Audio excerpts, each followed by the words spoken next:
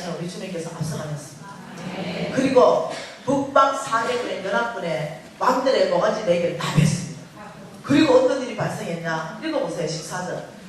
318명을 거느리고 다음까지 쫓아가서 그와 그의 가신들이 나뉘어서 밤에 그들을 쳐부수고 다메섹 왼편 호박까지 쫓아가서 모든 빼앗겼던 재물, 자기의 조카 롯, 그의 재물, 또 부녀, 친척 몽땅 다 찾아왔다. 열 받겠나 안 받겠나? 여러분이 북방 사객에 모시던 죽은의 모가지가 달아나 버렸어. 지금 318명한테 달아났어. 여러분이 장군이야. 어째 되겠노? 이 318명이 와가지고 우리 왕의 모가지를 베갔어. 패했어. 그럼 여러분이 장군이라면 어째 되겠노? 이 원한을 갚아야 되지 않겠어요? 그래서 일단 패했지만 다시 추스릴 거 아니에요? 몽땅 추스렸어요. 다시 기업병을 받았습니다. 다시 10만 명 만들어 놓는 거죠. 그리고 내 이놈 아브라함을 내가 반드시 목을 베어서 우리 주군에게 바치겠다. 이 정도 되니까 장군 아니겠어요? 이런 일이 이제 있는 거죠. 그 여러분, 아브라함이 이제 기분 좋았습니다. 그리고 이제 민병들을 다 돌려보내서 해산 다 각자 돌아갔어요. 그리고 이제 아브라함의 집에 아브라함하고 몇 명 안 남아있죠? 이제. 그런데 사탄이 찾아왔죠. 여러분, 사탄은요, 귀신은요, 밖에 있을 때는 아무것도 아닙니다. 예시로만 제압이 가능합니다. 우리 한두 번 쫓아내본 게 아니잖아요.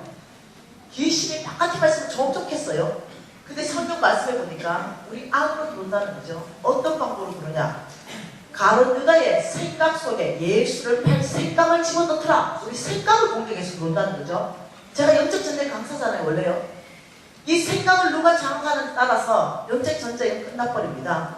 그래 혼자 아브라함이 딱 앉아있으니까 사단이 씩 들어와서 아브라함 생각에 씩 수학 계산을 넣어줬죠. 어떻게? 니 바보 아니야? 318명 다 떠났다.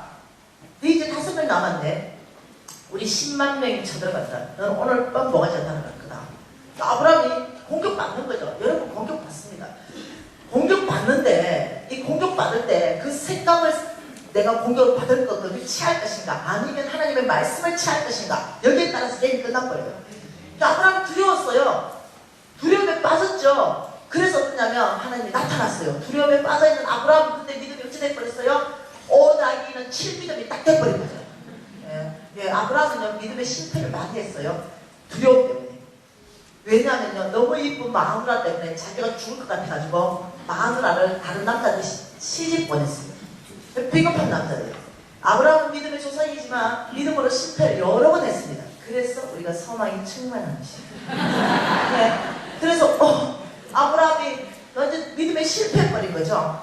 그게 하나님께서 이 약속 있는 언약 뺏어 절대 안 버립니다. 우리 하나님께서 아브라함에게 오셨죠. 아브라함아 왜 두려워하느냐? 아브라함 하나님 요만조만해서 두렵습니다. 내가 네 마음 이해한다. 우리 하나님 정자시는 분 아니세요. 우리 하나님은 철저한 인간으로 오셔서 우리의 모든 걸 아시는 분이세요. 아브라함 내가 널 이해하지. 그런데 아브라함 너 내가 누군지 생각해봐라.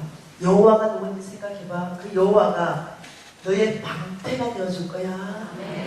10만 명이 쳐들어온다 하더라도 여호와 하나님이 너의 방패가 되어줄 거야. 그래서 두려워하지 마. 이러니까 예 하나님이 나의 방패라면 난 이는 5,000% 열경한줄입니다 하고 믿음이 서로 살아난 거죠. 예, 그리고 아브라함이 다음대해졌어요. 무슨 말이 이해됐죠? 여러분 우리가 믿음에 실패할 수 있지만 우리가 하나님 음성 들을 때 다시 우리가 믿음이 소생되는 줄 믿습니다. 그 적들이 우리를 너무 떠들려 하지만 우리가 하나님 앞에서 다시 우리는 살아날 수 있다는 거죠. 그래서 아브라함이 이제 살아났습니다. 완전히 믿음이 살아났죠. 그래서 창세기 17장까지 가게 됩니다. 창세기 17장 1절 이렇게 말합니다. 아브라함에게 하나님이 나타나서 이러시되 아브라함아 나는 전능한 하나님이다. 전능.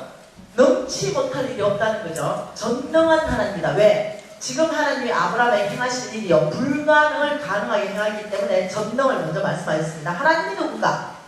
전능한 하나님이다. 2절에 이렇게 말합니다. 내가 내 언약을 이 언약입니다. 내가 너를 축복하리라. 너를 통해 온 땅을 축복하리라. 이 언약입니다. 여러분 이 언약은 보통 언약이 아니에요. 내가 너하고 세운 이 언약을 내가 나와 하나님과 너 사이에 두어서 너를 크게 번성할 것이다. 4절에 내 언약이 항상 너와 함께 있을 거고 너는 여러 민족의 아버지가 될 것이다. 6절에 너로 심히 번성하게 할 것이고 너에게서부터 민족들이 나오고 너에게서부터 왕들이 나올 것이다. 7절 같이 있습니다. 내가 내 언약을 나와 너 및 대대 후손 사이에 세워서 영원한 언약으로 삼고 너의 후손의 하나님이 될 것이다. 여러분 이것이 보통 말씀이 아니라는 거죠. 지금 이 언약, 아브라함하고 하나님하고 세운 이 언약은 일반적인 언약이라고 말씀하지 않으시고 우리 하나님께서 너하고 세운 이 언약을 영원한 언약으로 삼겠다 이렇게 말씀했습니다. 영원한 언약. 여러분 영원한 언약은요 어떤 언약인지 아십니까? 변치 않는다는 거예요. 예수님이 다시 오실 때까지 이 언약은 유효하다는 거예요. 없어지지 않을 언약이라는 거예요. 그러면서 이 언약을 아브라함한테 뭐라고 말합니까? 너의 후손하고 세울 것이다 이렇게 말했어요. 너는 죽었지만 너의 후손 대대 사이에 세울 영원한 언약이다 이렇게 지금 말했어요. 그러면서 우리가 7절 보고 9절에 또 뭐라고 말하냐면 8절에는 온 땅을 주어서 영원한 기업이 되게 할 것이다. 나는 그 후손에 그들의 하나님이 되리라. 9절에 하나님이 또 아브라함에게 이르시되 그런즉 너는 내 언약을 지켜라. 10절에 너의 후손 사이에 지킬 내 언약이니라. 11절에 나와 너 사이에 언약의 표징이니라. 13절에 내 언약이 너의 사이에 있어서 영원한 언약이 될 것이다. 14절에 그가 내 언약을 배반하였다. 그리고 19절 같이 있습니다. 하나님이 이르시되 아니라 내 아내 사라가 내게 아들을 낳으리니 너는 그 이름을 이삭이라 하라. 내가 그와 내 언약을 세우리니 그의 후손에게 영원한 언약이 되리라. 22절에 내 언약이 너의 산에 있어서 이삭과 세우리라. 그러니까 놀라운 말씀이에요. 이 언약을 아무하고 안 세우겠다는 거예요. 이 언약을 반드시 너 후손 중에 이삭과 세우겠다는 거예요. 이삭. 여러분 이 아브라함의 후손 중에는 이스마엘이 있다는 거죠. 이스마엘은 장자입니다. 그런데 이스마엘은 안 세우겠다는 거예요. 내가 너를 축복하리라. 너를 통해서 온 땅을 축복하리라. 이 축복은 오직 이삭하고 세우겠다는 거예요. 근데 이스마엘이다 이럴 때는 뭐냐면 내 힘, 내 능력, 내 지혜, 내 방법으로 낳은 아이예요. 약속의 아이가 아닙니다. 근데 하나님이 어떠냐면 내 힘, 내 지혜, 내 방법으로 사는 사람에게는 하나님의 언약이 성취되지 않는다는 거예요. 하나님의 언약을 성취하는 사람은 이삭이라는 거죠. 하나님의 약속으로 언약으로 출발한 믿음의 사람이라는 거예요. 이 이삭의 계보는 믿음으로 사는 사람의 계보다 이렇게 말하는 거죠. 하나님으로부터 출발한 계보다 이렇게 말하는 거예요. 자, 이것이 뭐냐면 이게 하나님이 내가 너를 축복하리라. 너를 통해 온 땅을 축복해서 이 땅에 너를 통해 하나님의 나라를 세우겠다. 이 말은 이 축복 여기 지금 이겁니다. 내가 너를 축복하리라. 하나님이 내가 누구를 통해 너를 통해 이게 중요합니다. 하나님이 이 땅을 바로 축복한다 이렇게 말하지 않고 아브라함 내가 너를 축복할 것이고 너를 통해서 온 땅이 복받을 것이다. 아브라함을 통해서 온 땅을 뭐 한다면 지금 축복하리라. 온 땅이 축복받는데 근원은 아브라함을 통해서 받게 하셨고 아브라함의 축복의 근원은 하나님입니다. 그러니까 여러분 이 부분에 대해서 좀 더 자세히 알고 싶으면 홍성건 목사님이 쓰신 섬기며 다스리는 사람 책을 좀 참고해 보시면 도움이 됩니다. 그러니까 이겁니다. 하나님이 아브라함에 세운 이 영원한 언약이 뭐냐면 아브라함 내가 너를 축복하리라. 너를 통해 이 땅에 하나님의 나라를 세우는 데 있어서 너를 통해 온 땅이 축복받을 것이다. 이 말은요. 아브라함 너와 너의 후손 너의 후손이 축복하리라 이 말은 이겁니다. 아브라함 네가 하나님의 나라를 온 땅에 세운다면 네가 힘이 없느냐? 나의 힘이 너의 힘이 되어줄 것이다. 네가 능력이 없느냐? 나의 능력은 너의 능력이 되어줄 것이다. 너가 온 땅에 하나님의 나라를 세우는데 너의 건강이 무너졌느냐? 내가 너를 회복시킬 것이다. 너가 온 땅에 하나님의 나라를 세우는데 네가 재물이 없느냐? 내가 너에게 재물 얻을 능력을 줄 것이다. 너가 온 땅에 하나님의 나라를 세우는데 어떤 형성되어야 되는 네트워크가 필요하다면 내가 그 네트워크 형성해 갈 것이다. 것이다. 너가 지혜가 부족하다면 나의 지혜는 너의 지혜 될 것이고 나의 힘은 너의 힘이 될 것이다. 이 말이 내가 너를 축복하리라. 이 안에 나옵함도 있다는 거죠. 이 축복 굉장한 축복이에요. 이 축복을 하나님께서 아무나 하고 세우는 것이 아니라 이삭하고 세우겠다 해서 이 자리가 비어있다는 거예요. 왜냐? 아브라함은 돌아가셨다는 거예요. 아브라함은 돌아가셨고 여기에 이삭하고 세웠어요. 하나님이 똑같은 너 대대 후손 사이에 예수님이 다시 오실 때까지 영원한 언약으로 삼으셨습니다. 다시 말하면 이 이삭의 후손을 통해서 이 언약은 영원하다는 거예요. 네, 어제도 이 이삭의 후손을 통해서 하나님의 나라를 세우는 그 누군가는 아주 엄청난 축복을 받았다는 거예요.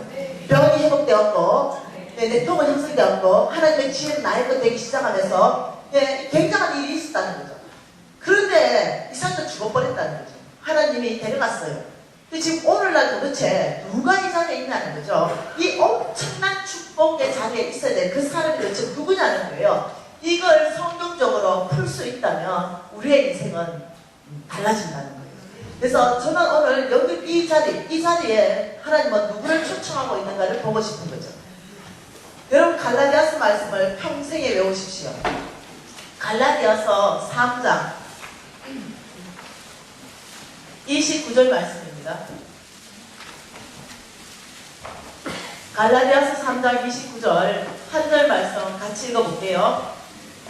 너희가 그리스도의 것이면 여기서 너희가 그리스도의 것이면 여러분 너희가 그리스도의 것이면 여러분 예수님이 여러분 주님이십니까? 네. 정말 예수님이 여러분을 구원하셨습니까? 네. 오늘 아멘으로 대답한 모든 사람은 그리스도의 것입니다.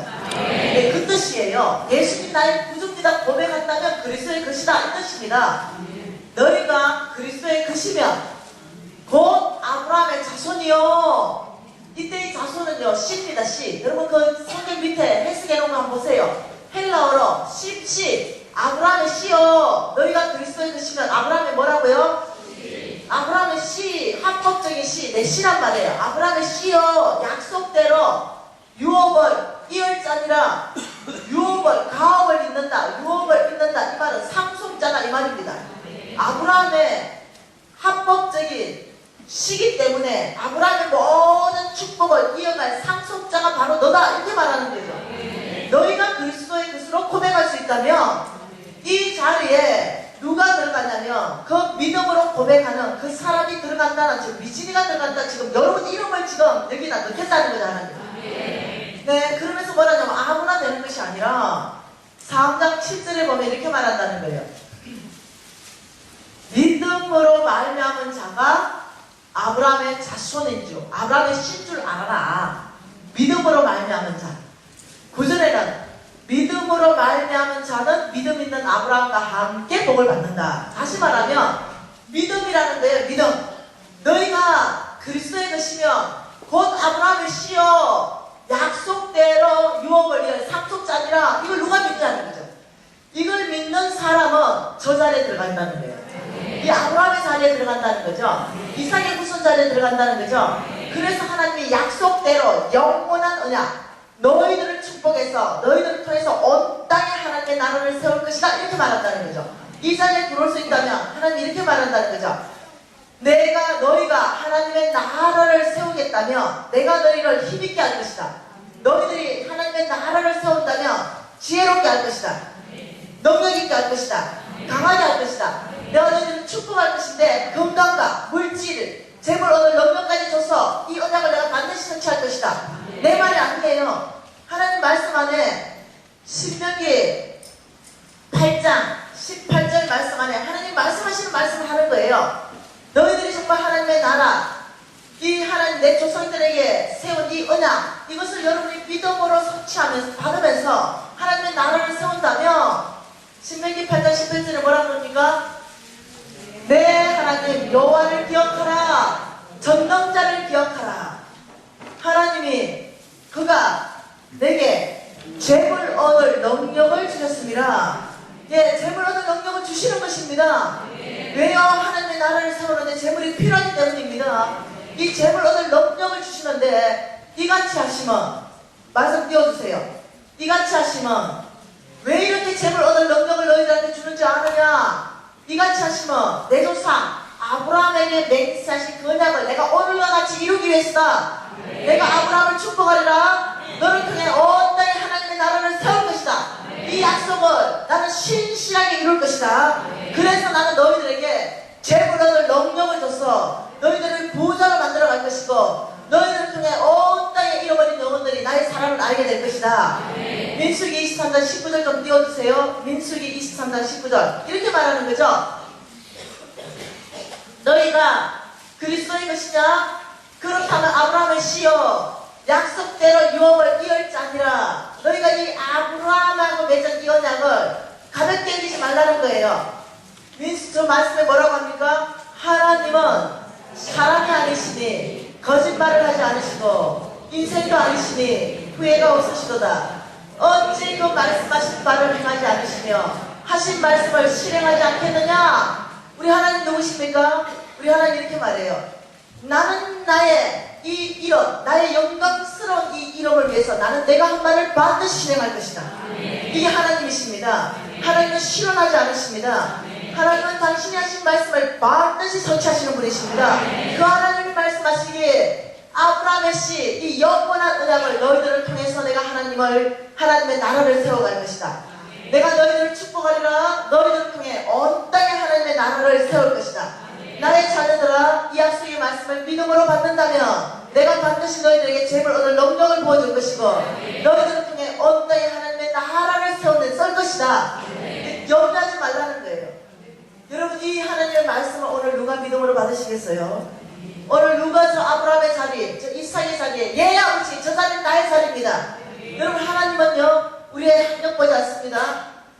여러분, 우리의 힘을 보지 않아요. 우리의 능력 보지 않습니다. 우리의 집안 보지 않아요. 집안 본다면 아브라함은 아니겠지요. 예, 우상 숭배하는 집안의 자식입니다. 진노의 자녀입니다. 집안을 본다면 우상을 깎아서 팔았어요. 그런 집안의 자식입니다. 그런데 왜 아브라함이냐? 그건 내일 밝혀보려고 해요. 왜 아브라함인지. 내 믿음 때문에 그래요. 믿음. 여러분이 아브라함의 이 씨, 오늘 하나님 이렇게 말하는 거죠. 여러분 지금 이 메시지를 다 들었어요. 누구나 하나님께서 축복하기 원하십니다.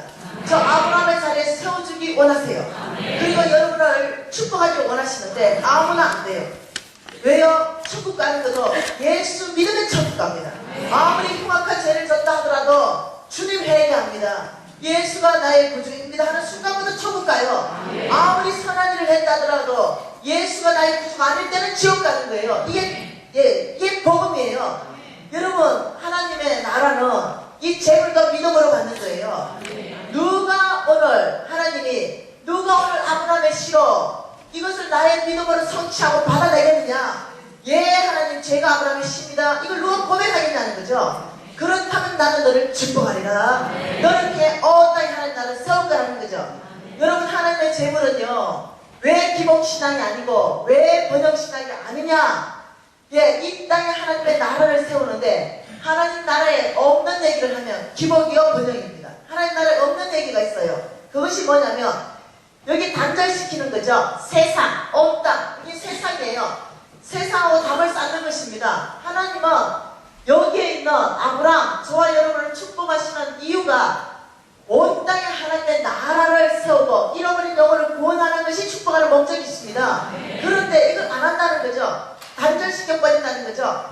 하나님으로 받은 모든 것을 나만을 위해서, 나의 패밀리를 위해서, 나의 자식만을 위해서 다 써버린다는 거죠. 첫째, 24시간 쓸 수 있는 시간을 모두가 받았습니다. 우리가 지금 건강한거요? 여러분 아니요. 저는 아주 사랑하는 사람을 엊그저께 천국으로 보냈습니다. 64세 나이로 보냈어요. 여러분, 제가 가장 사랑하는 사람이었어요. 근데 보내버렸어요. 여러분 아십니까? 하나님께서 건강도 붙들고 있을 때 건강하는 거고 생명도 붙들 때 생명이 있는 것이에요. 하나님이 데려가실 때는 데려가시는 거예요. 지금 이 건강이 계속 있는 것도 아닙니다. 그렇다면 여러분이 건강과 시간을 주로부터 받았다면 만일 여러분 교회에 주일날 왔는데 이렇게 쭉 둘러보니까 우리 구역 식구의 사람이 안 보여요. 혹은 내가 아는 사람이 안 보이죠. 그러면 아이고 뭐 안 보일 수도 있지, 이게 아니라는 거죠. 하나님의 마음을 아는 사람은 그렇게 하지 않아요. 전화합니다. 시간을 나누었어요. 혹시 김집사 어디 아파서 못 나왔어? 아니요, 제가 요즘 좀 시험 들었습니다. 아니면 내가 좀 아파서 못 갔습니다. 아이고 그랬구나. 주방그릇 꺼내서 가는 거예요. 시간을 나눈 겁니다. 하나님께부터 받은 걸 나누는 거죠. 그 시험 든 사람 섬기기 시작하는 거죠. 다시금 설 수 있도록 도와주는 거죠. 이게 흘러가게 하는 거예요. 하나님께서는 우리를 간절하게 하시고 우리의 시간을 주고 우리의 재물을 줬다면 흘러가게 해야 돼요. 이 벽을 뚫고 흘러가게 해야 됩니다. 이거 싸움버리는 거죠. 우리에게 축복한 모든 축복을 그냥 나와 나의 패밀리 안에서 다 썩버리려고 하는 거죠. 우리가 많은 재물, 하나님께서 여러분 것을 무지하게 축복하셨다면 이 재물이 온 땅으로 흘러가야 여기에 하나님의 사역이 펼쳐집니다. 선교제 교회가 건축됩니다. 선교센터가 건축됩니다. 우물이 파집니다. 병원이 세워집니다. 유치원이 만들어지고 과원이 세워져요. 그게 목적이 아닙니다. 그것은 통로에 불과해요. 그것을 통해서 다음 세대가 일어나기 시작하고 그것을 통해서 온 땅에 하나님 사랑이 흘러가기 시작하면서 예수가 누군지 알기 시작한다는 거죠. 거기에 엄청나게 많은 재능들이 필요한데 이것을 흘러가기 시작한다는 거죠. 이 하나님으로부터 축복받은 모든 것들을 흘러가기 시작한다는 거죠. 보내기 시작한다는 거죠. 여러분, 그런데 기복신앙과 번영신앙은 뭐냐? 안 흘러가게 한다는 거죠. 막아버린다는 거예요. 나 하나 잘 먹고 나 하나 잘 살기 위해서 축복을 받아야 되겠다. 이것은 기복이라는 거죠. 이건 번영이라는 거죠. 여러분, 이건 성경에 없는 얘기예요. 여러분, 축복받는 거, 여러분에게 큰 재물 주시기를 원하는 거, 기복도 번영도 아니고 하나님의 뜻입니다.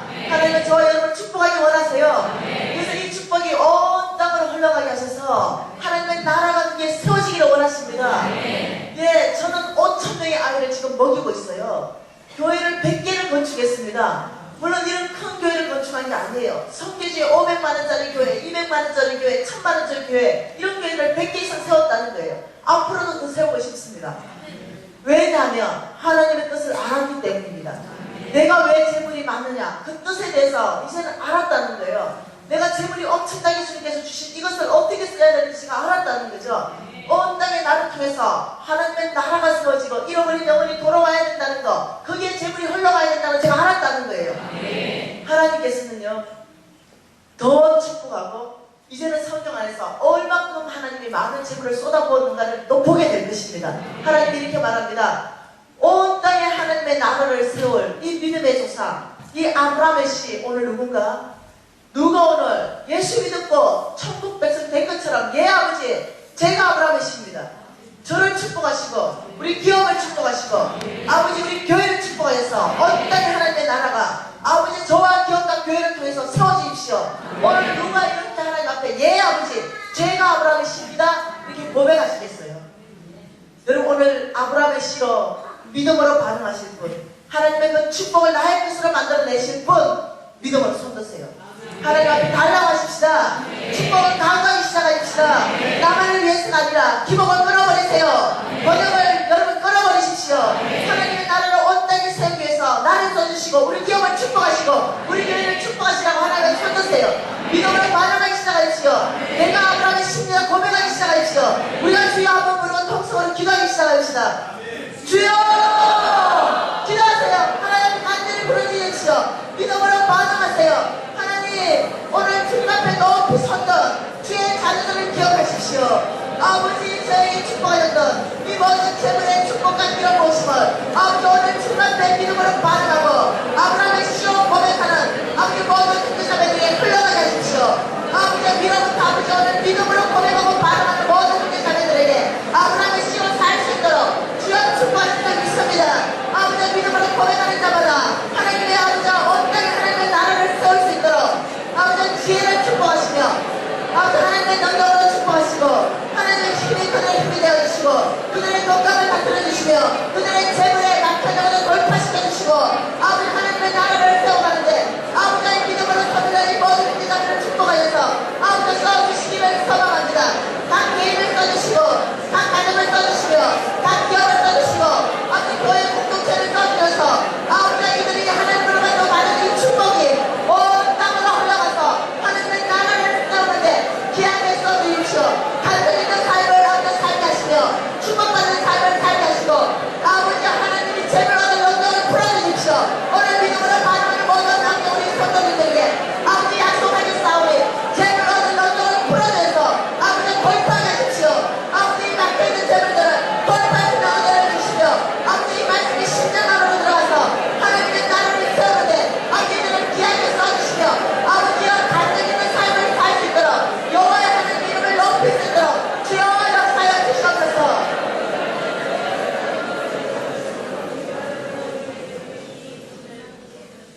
도와줄까 믿음으로 주님 앞에 손을 높이 들고 주께서 약속하신 것을 받기를 결정하였습니다.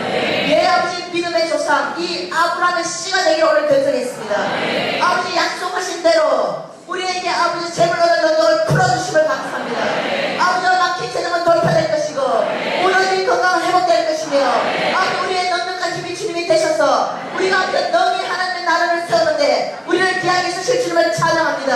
우리의 삶 안에 하나님의 나 간증이 터져나오게 하시고 아버지 개인과 교회와 아버지 기업 공동체 전체를 축복하셔서 아버지 하나님의 나라를 아버지 세우는데 귀한 간증이 아버지 교회 안에서 터져나올 수 있도록 주의 축복할 줄 믿습니다.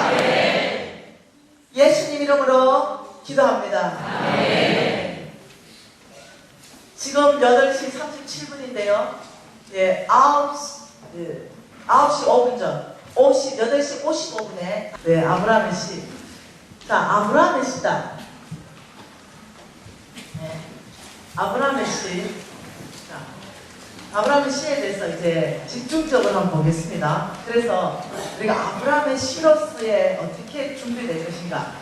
이것만 되면요, 재정은 풀어집니다. 왜냐하면 주께서 재물 얻을 능력을 주시겠다고 약속하였습니다. 그런데 이것만 되면은 재물 얻을 능력은요, 여러분의 능력을 초월합니다. 하나님이 주시기 때문에 그래요. 이해되시나요? 네, 사라는 생산하지 못할 자매님이에요. 영수가 끊어졌어요.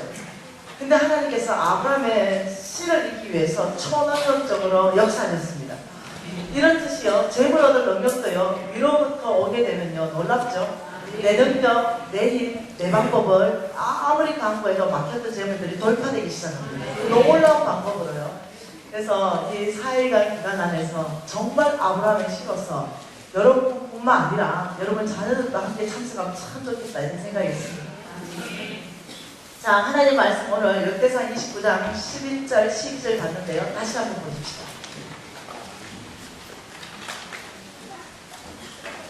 자, 역대상 29장 11절. 자, 다시 있습니다. 여호와여, 위대하심과 권능과 영광과 승리와 위엄이 다 주께 속하였사오니 천지에 있는 것이 다 주의 것이로소이다.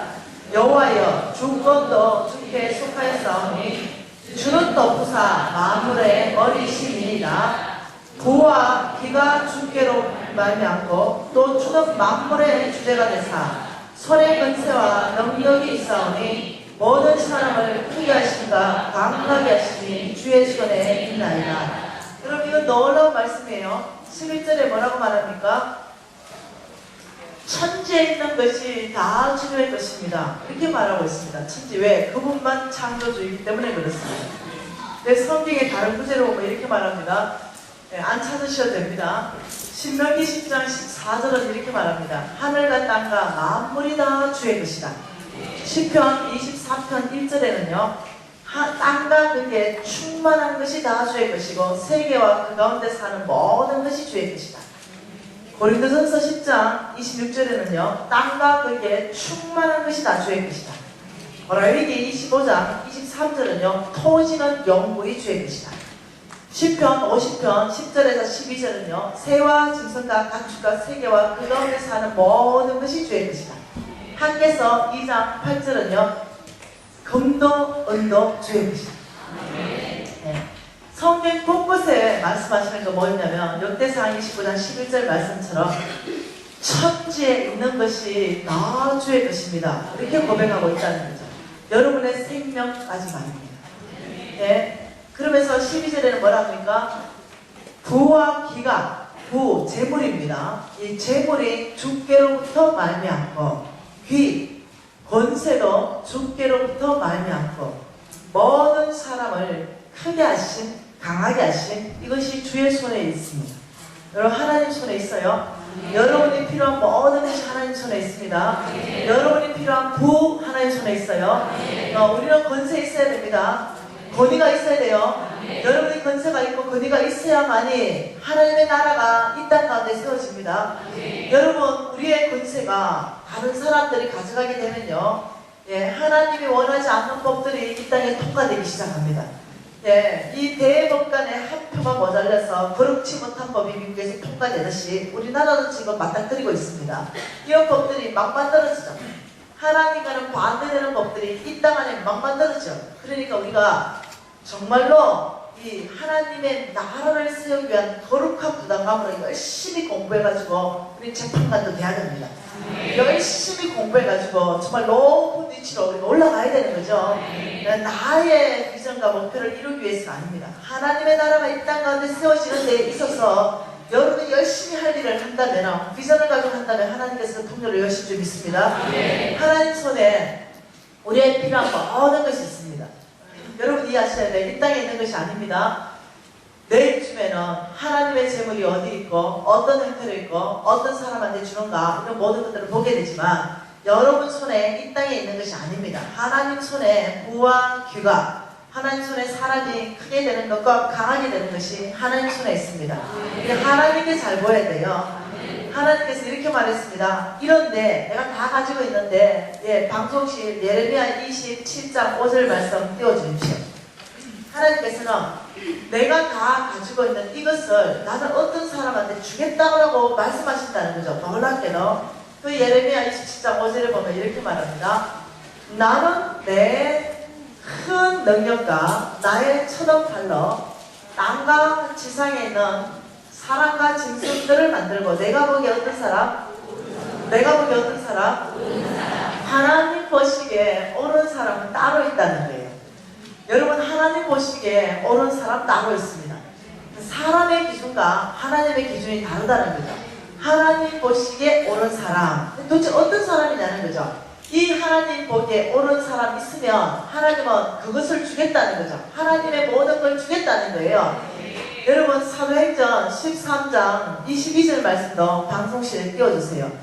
참 놀랍게도 하나님께서는요 하나님의 기준으로 사람을 뽑는다는 거죠. 하나님 기준으로 이렇게 말합니다. 패하시고 이렇게 말했어요. 패하시고 누구를 패해요? 사울요.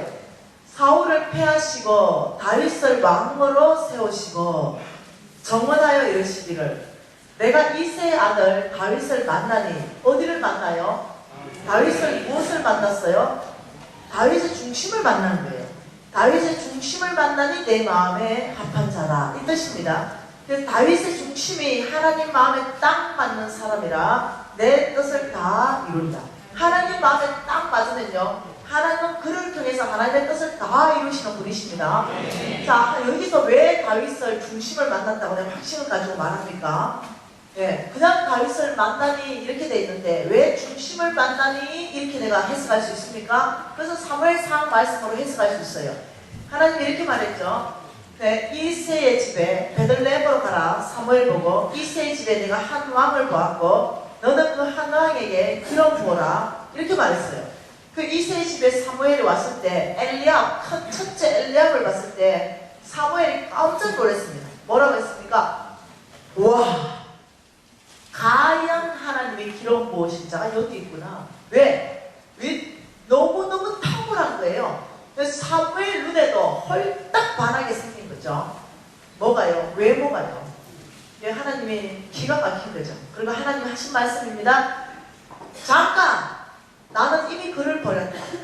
너는 사람을 외모로 취하지 말지니 나 여호와는 중심을 보는 하나님이다 말했어요. 그래서 안다는 거죠. 다윗을 만나니 내 마음에 꼭 맞는 사람이다. 그 해석을 중심을 만나니 내 마음에 꼭 맞는 사람이다. 이렇게 해석해도 100% 정확한 해석이라는 거예요. 하나님께서요 저와 여러분 어디를 보시냐면 중심을 보신다는 거예요. 하나님께서 저와 여러분에게 재물을 크게 주실 때도 어디를 보시냐면 중심을 보신다는 거죠. 외모를 안 본다는 거죠. 외모에 들어가는 건 뭡니까? 외모에 들어가는 건 학력, 집안, 나이, 학벌, 능력, 성격 이런 모든 것이 다 외모에 들어가요. 이해되시나요? 키, 몸무게 이런 모든 거 외모에 들어가요. 하나님 그거 안 보겠다는 거죠. 중심을 보겠다는 거죠. 껍질째부터 상관없다는 거예요. 키가 크든 작든 상관없다는 거죠. 능력 있고 없고 상관없다는 거예요. 왜? 능력은 여호와께 속하였기 때문에. 학력이 있고 없고도 안 보겠다는 거죠. 왜? 학력이 하나님의 뜻을 따라가지 않기 때문에 그렇습니다. 온전히 하나님의 뜻을 따라가는 건 그 중심인 거예요. 그 중심을 보고 하나님은 내 마음에 딱 맞다면, 내가 보기에 옳다라고 인정되면 그것을 주겠다. 여러분의 중심, 어떤 중심을 보고 하나님께서는요, 축복할 자를 축복하고 패할 자를 패하시냐고요. 사울의 중심이 다 드러났죠. 예, 사울의 중심이 어떻게 드러났습니까? 네, 사울은 그 사무엘 도착하기 전에 하나님의 방법을 안 해요. 자기 두려움 때문에 자기 방법으로 하는 제사를 다 들어버립니다. 하나님 진노하셨어요. 왜? 백성들의 눈이 두려우니까 해버리는 거죠. 예, 사울이 다윗이 천천히요. 다윗이 죽인 자는 만만이요. 사울이 죽인 자는 천천히요. 근데 이래 버리니까 중심이 다 드러나 버렸어요. 내 부하 다윗에게는 만반의 칭찬을 돌리고 나에게는 천천의 칭찬을 돌리는 심한 놈이다. 저거 다윗을 벽에 박아버려야 된다. 이렇게 하는 거죠. 중심이 다 드러나버리는 거예요. 네. 어떻게 해요? 경쟁의식, 비교의식, 시기, 질투. 이게 다 드러나는 거예요. 싹 드러나죠. 그 중심에서 하나님이 어떠냐면 중심이 다 드러나는 사울을 보면서 내가 너를 패야겠다. 사울은요, 탁월한 사람이었어요. 아주 겸손한 사람이었습니다. 하나님이 실수하지 않았어요. 하나님 실패하지 않았죠. 사울을 쓰실 때 하나님은 마땅히 세울 만한 왕을 세우셨습니다. 그런데 왕이 되고부터 교만해졌습니다. 왕이 되고부터 중심이 타락했어요. 그러면서 하나님 눈에 패함을 받은 것이에요. 그리고 하나님이 사울을 패하시고 이세의 아들 다윗을 만나니, 그 중심을 만나니 내 마음에 합한지라 맞는지라. 그래서 내 뜻을 다 이룰 것이다. 하나님의 뜻이 뭡니까? 온 땅에 하나님의 나라를 세우는 쓰시는 겁니다. 예, 하나님 여러분 중심은요, 그러니 하나님께서는 저와 여러분에게 모두에게 동일한 기회를 준다는 거죠. 중심은요, 나이 많으나 적으나 학벌이 좋으나 안 좋으나 집안이 좋거나 안 좋거나 상관없이 몽땅에게 기회를 다 주겠다는 거예요. 그래서 하나님의 이름은 공평하신 하나님입니다. 여러분, 하나님 변명할 수 없어요. 왜? 몽땅에게 동일한 기회를 줬기 때문에 변명할 수 없습니다. 학벌 순으로 쓴다면 아주 기분 나쁘죠. 하나님을 들이댈 수 있는 뭔가가 있어요. 왜요? 내가 어디 공부 안 하고 싶어서 안 했습니까? 우리 집안이 나를 공부시킬 수 있는 형편이 안 돼가지고 내가 희생했죠. 네, 내가 이렇게 생겼고 싶어서 내가 이렇게 생겼어요. 우리 오빠 아버지가 그러면 안 돼요. 네, 이러니까 네, 이거 뭐 외모를 한다면 우리는 더 하나님한테 들이댈 수 있는데 하나님께서 싹 잃어버렸어요. 아니, 중심. 네, 모두에게 기회를 줄 것이다. 누구에게나 기회를 주고 내가 쓰임받는 그 중심을 보고 내가 더 쓸 것이다. 이래버리니까 아무 할 말 없습니다. 이해되시나요? 그래서 우리가 4일 전체는 아브라함의 씨로서 어떤 중심을 하나님께서 보시고 우리에게 기록 무엇이는가 이걸 보겠다는 거죠. 이해되셨죠? 네. 자, 하나님이 정말로 재물을 주시는가? 네, 한번 보십시다. 역대하 32장 말씀 보십시다. 역대 32장에 하나님께서 누구에게 큰 재물을 주셨다고 말씀하고 계세요. 역대 32장 27절, 28절 두 절 말씀 보시겠습니다. 같이 읽습니다. 히스기야가 부와 영광이 지곡한지라 이에 은금과 보석과 향품과 방패와 온갖 보배로운 그릇들을 위하여 창고를 세우며 곡식과 새 포도주와 기름의 상고를 위하여 창고를 세우며 온갖 짐승의 외양간을 세우며 양떼에 우리를 갖추었다. 히스기야의 부와 히스기야의 영광이 얼마나 큰지를 설명하고 있는 거예요. 은금과 보석과 향품과 방패와 온갖 보배로운 그릇들을요 창고가 꽉 찼다 이렇게 말하는 거죠. 왜 이렇게 히스기야가 큰 부자가 되었는가 설명하고 있는 장면입니다. 29절에 뭐라고 말합니까? 양떼와 많은 속대를 위하여 성읍들을 세웠으니 이는 하나님이 그에게 재산을 심히 많이 주셨습니다. 이해되시나요? 누가 재산을 심히 많이 줘요? 하나님이요. 하나님이 히스기야에게 재산을 심히 많이 주셨기 때문에 히스기야는 그런 큰 부자가 될 수가 있었습니다. 우리 하나님은 이렇게 말했습니다. 나는 이 지구상에 나는 사람과 짐승을 다 만들었고 내가 보기에 옳은 사람에게 나는 그것을 주겠다. 지혜가 필요한 사람에게 지혜, 하나님 건강이 필요한 사람에게는 건강을, 하나님께서 재물이 필요한 사람은 재물을, 하나님께서는 하나님의 나라를 세우는 데 있어서 내 마음에 맞으면 다 부어주시는 분인 걸 이해하셔야 됩니다. 솔로몬에게도 엄청난 부와 지혜를 주셨던 분이에요. 욥에게도 엄청난 부를 주셨던 분입니다. 아브라함의 패밀리 몽땅을 조사하면 다 큰 부자입니다. 여러분 이해하셔야 됩니다. 왜? 하나님의 나라를 세우는데 그 패밀리를 선택하셨습니다. 그리고 우리는 선택받았죠. 우리는 아브라함의 합법적 시간이었죠. 우리는 선택받은 사람입니다. 하나님의 모든 약속이 나의 약속이 되어버린 거예요. 그래서 우리는 믿음으로 서면 바로 어떠냐면 하나님의 축복이 이제 나의 것 되기 시작하는 거죠. 자, 아브라함의 씨, 이렇다면 저와 여러분의 씨입니다. 그러면 먼저 축복받은 사람이 있고 그 다음에 축복받은 사람이 순서가 있어요. 왜요? 이 씨에 대한 특징이 뚜렷하게 드러나야만 씨입니다. 무슨 말 이해되죠? 씨의 특징이 뭐예요? 씨의 특징. 아브라함의 씨는 씨인데 어떤 특징이 씨의 특징입니까? 씨의 특징. 씨의 특징. 씨의 특징. 성장. 오케이. 또. 유전자. 씨의 특징. 오케이. 유전자. 또. 열매. 오케이. 또. 다 맞죠? 씨의 특징 얘기하면 다 맞죠? 그죠? 이 씨의 특징은요, 닮은 거예요. 닮았다. 닮은. 사람의 씨기 때문에. 사람의 씨기 때문에 꼭 닮는 것이 뭐가 닮느냐면 DNA가 닮습니다. DNA. 이것이 꼭 닮아요. 놀랍게도 닮습니다. 그래서 먼저 딱 뽑아가지고 딱 검사하면 내 씨인지 남의 씨인지 바로 나옵니다. 이게 DNA 특징이에요. 놀랍죠?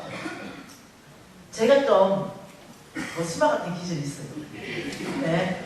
그러니까 우리 아들이 지금 키가 190이고 우리 남편이 187이에요. 이 두 남자가 엄마가 워낙 머스마 같은 기질이 있으니까 두 남자가 이랬어요. 밥 먹다가 아빠, 엄마가 저렇게 좀 남성 같은 기질이 저래 있는데 아빠와 아들의 손이나 손이나 구분할까요? 그러니까 아빠가 그거는 구분하겠지. 그러면 우리 한번 시험해 보십시다. 자, 손 한쪽 한쪽씩 냅시다. 하나는 왼손, 하나는 오른손이가 딱 사진을 찍었어요. 그리고 나한테 보내기를 가족 카톡방에 올렸어요. 그리고 엄마, 한쪽은 아들 손이고 한쪽은 아빠 손입니다. 어느 손이 아들 손입니까? 내가 기가 막혔어요. 아들아, 엄마가 아무리 생각해도 아빠 손을 25년간 잡고 잤다. 엄마 다른 거 몰라도 확실하게 아는 건 아빠 손이다. 너무 시기마. 이 양쪽 다 아빠 손이다. 그랬어요. 우리 아들이 보고 싶은 게 아니에요. 어머니 진짜 한쪽은 아들 손이에요.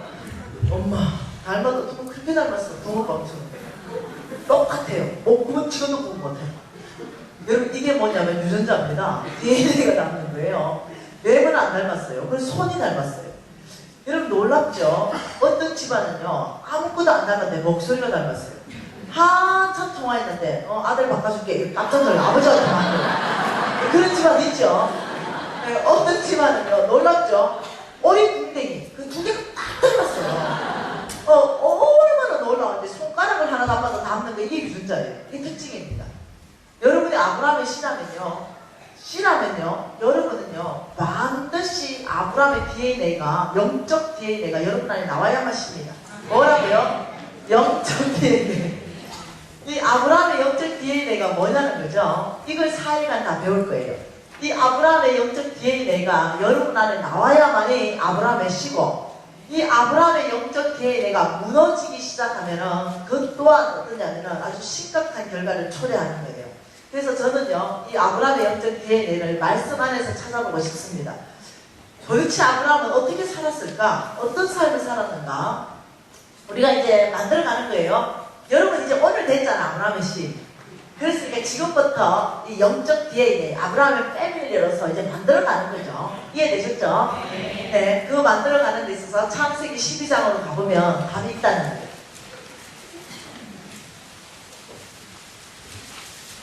그런데 이렇게 성경에 기반을 하니까 무지하게 재밌죠? 창세기 12장 자 1절, 2절, 3절 우리가 봤습니다. 그죠?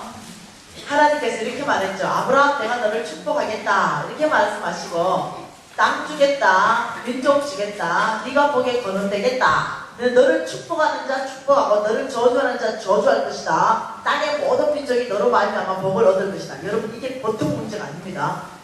아브라함의 씨라고 굳게 믿고 있고 아브라함의 씨로서 쓰임받는 사람들이 오늘날 꽉 차 있습니다.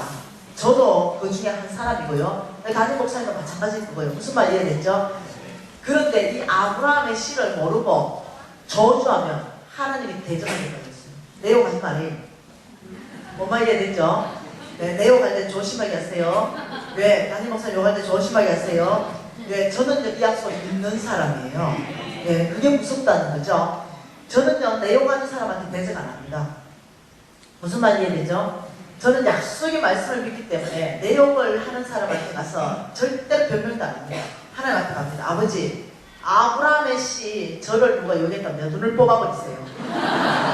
저를 저주하는 자를 주께서 저주한다고 그랬으니까 아버지, 예, 눈을 다 닫아버리세요. 이러고 주님 앞에 가서 욕해버려요. 뭔 말 이해되죠? 사람은 절대 대적 안 해요.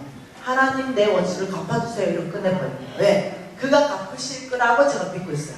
네? 여러분, 저를 축복하는 사람 있죠? 그러면 저는 또 하나님 앞에 갑니다. 아버지, 주께서 약속하시길 아브라함의 씨 축복한다고 그랬죠? 아버지, 축복하십시오. 명도 거치시고 지혜도 주시고 능력도 주시고 재물도 주시고 이렇게 축복하는 거죠. 저는 이걸 믿고 있다는 거예요. 그게 무섭다는 거예요.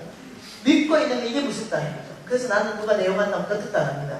아이고 큰일 났네 저제 이러고 있어요. 무슨 말 이해되죠? 여러분 답답해할 일이 없다는 거죠. 그걸 왜 답답해요? 하나님이 다 대신해 줄 건데. 네, 복잡 편하게 산다는 거죠. 아주 심각 편하게. 무슨 말 이해되죠? 내가 하도 이렇게 떠들어서 사람들이 겁나가 욕먹합니다. 여러분 이것이 성경적이라는 거 이해되십니까? 네. 그래서 여러분도 가려가면서 욕을 해야 돼요. 가려가면서. 아무나 막 험짓 보고 이러면 안 돼요. 근데 누가 아브라함의 씨인지 모르니까 가급적 입 다물고 있었어요. 그래서 창세기 저는 남용 절대 안 합니다. 뭔 말 이해되죠? 왜 정말 왜 안 하냐면 두려워서. 이 사람이 진짜 아브라함의 씨라면 큰일 나거든요. 내가 그 욕하면 하나님 나한테 대적할 거라는 거 내가 알고 있거든요. 그러니 절대 욕 안 해요. 제 입에서 다른 사람 욕 들어본 거, 예, 없을 거예요. 전 욕 안 합니다. 가급적 축복만 해요. 겁나가죠. 창세기 12장 4절에 이렇게 말했습니다. 이에, 그래서 하나님 말씀 약속을 듣고, 이에 여호와의 말씀을 따라갔고, 롯도 함께 갔다. 다시 말하면, 믿음으로 살기로 결단했다. 하나님의 말씀을 듣고 이제 출발했습니다. 그래서 이 5장 하반절에 가니까 마침내 가나안 땅으로 들어가게 되었습니다. 자, 들어가서 아브라함의 행동이 있다는 거죠. 이 아브라함이 어떻게 사는가 한번 보십시다. 자, 6절과 7절인데, 자, 7절 한번 읽어보십시다. 여호와께서 아브라함에게 나타나 이르시되 내가 이 땅을 내 자손에게 주리라 하신지라. 자기에게 나타나신 여호와께 그가 그곳에서 무엇을 쌓았다? 재단을 쌓고. 자, 한마디 나옵니다. 우리가 힌트 얻을 수 있는 거. 재단 생활을 했다 합니다. 재단을 쌓고. 자, 두 번째는요, 8절에 거기서 베델 동쪽 산으로 옮겨 장막을 치니 서쪽은 베델이요 동쪽은 아이라. 그가 그곳에서 하나님께 또 재단을 쌓고. 여기 자꾸 나오죠. 장막을 치고 재단을 쌓고 재단 생활, 장막 생활을 했다는 걸 지금 보게 되는 거죠. 그리고 창세기 13장에 넘어가면은 또 4절에 보면 뭐랍니까? 3절 하반절에 아이 사이 곧 전에 장막 쳤던 곳에 이르고 그가 처음으로 재단을 쌓은 곳이다. 반복적으로 아브라함의 삶의 생활의 어떤 패턴을 보게 되는 거죠. 장막 생활, 재단 생활. 자, 창세기 13장 18절에 가면 이에 아브라함이 장막을 옮겨 헤브론에 있는 마므리 상수리 숲에 이르러 거주하며 거기서 여호와를 위하여 무엇을 쌓았다? 재단을 쌓았다. 근데 아브라함에게 뚜렷하게 나타나는 특징이 뭐냐면 재단 생활, 장막 생활. 이것이 뚜렷하게 나타난다는 거죠. 재단 생활. 자, 재단 생활, 장막 생활. 이거는 뭐냐면 재단 생활은요 하나님과의 관계입니다. 그리고 장막 생활은요 소유, 물질, 재물과의 관계에서 아브라함이 어떻게 살았는가 이 두 삶에 대해서 4일간 풀어보려고 합니다. 자, 자, 오늘은 재단 생활을 먼저 보려고 그래요. 하나님과의 관계에서 재단 생활을 했다.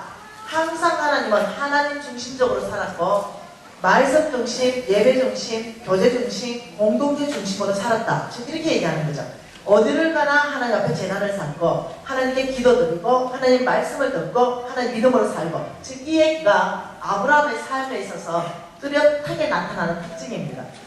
다시 말하면 하나님께서는요, 이 재단 생활하는 사람을 찾으신다는 거죠. 재단 생활, 하나님 중심적인 삶, 이 생활, 이 하나님 중심적인 삶이다. 그럼 뭐냐면요, 교회 중심적인 삶을 말합니다.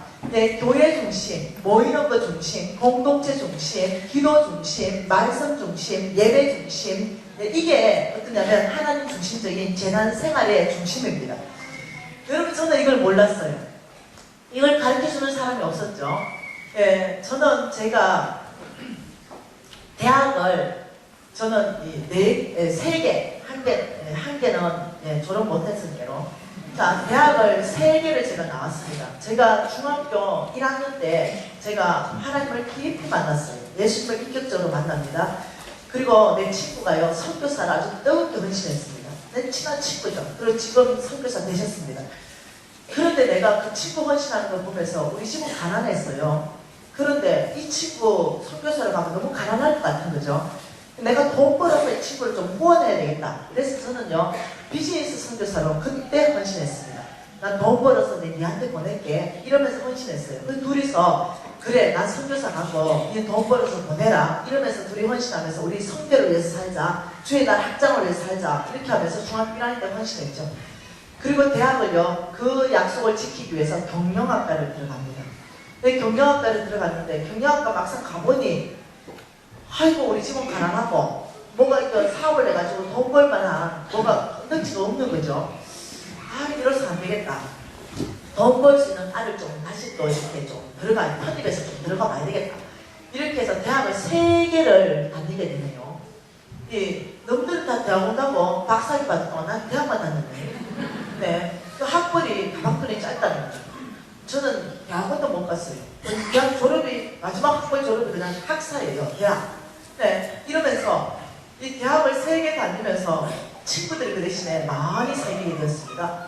그 중에 한 친구가 어느 날, 미진아, 우리 집에 놀러 가자. 오케이. 우리 집은 가난했댔잖아요. 그 가난하게 된 이유가 우리 엄마가 노숙자들하고 늘 같이 살았어요.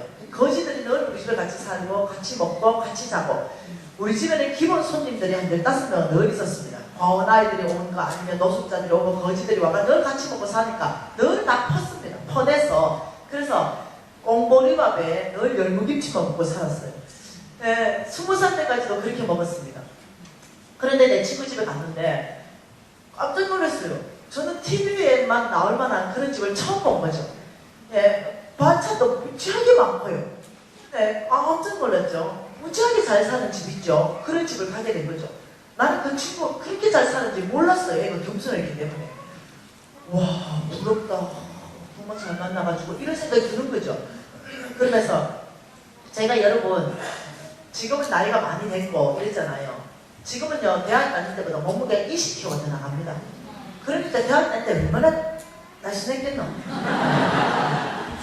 그러니까 대학 다닐 때 무지 날씬하고, 여러분 지금은 제 얼굴 가지고 말하지 마세요. 얼굴이 제가 좀 바뀌어서 그래요. 인형같이 이뻤어요. 진짜라니까요. 그래가 미용실에서요, 진짜로요, 뭐라고 했냐면 미스 코리아 나가라고 했습니다. 근데 내 목표는 미스 코리아가 아니었어요. 내 목표는 선교사였습니다. 그래서 그럴 때 관심도 없었어요. 그만큼 뼈난 미모가 내 안에 있었어요. 그러니 그 집에 가니까 어떠냐면 애가 또 고상하고 품위가 있었습니다. 아버지가 딱 보니까 부잣집 집안 같이요. 그렇게 보이는 거예요. 그 영감님이 친구 아버지가, 너는 대학을 졸업하고 뭐 하고 싶니? 사업할 거예요. 사업? 그러면은 아버지가 사업가구나. 부잣처럼 생겼어요. 아버지가 중학교 1학년 때 폐암으로 돌아가셨습니다. 어머니가 사업하시는구나. 아니요, 우리 엄마는요, 노숙자 사역을 하고 이래 합니다. 그럼 너그 집은 어때? 형편이 괜찮냐? 우리 집은요, 어디에 우리 집이 있는데요, 거기가 막 한눈에 우리 집을 볼 수 있습니다. 그 전체 마을 중에 제일 폭삭 내려앉은 집, 찌그러져 간 집, 그 집이 우리 집에 영감님이 소망이 끊어졌어요. 야야 밥 먹어라. 그래서 이제 밥을 맛있게 먹고 있는데 이 영감님이 그러면 너 뭔 수로 사업하겠다는 거냐?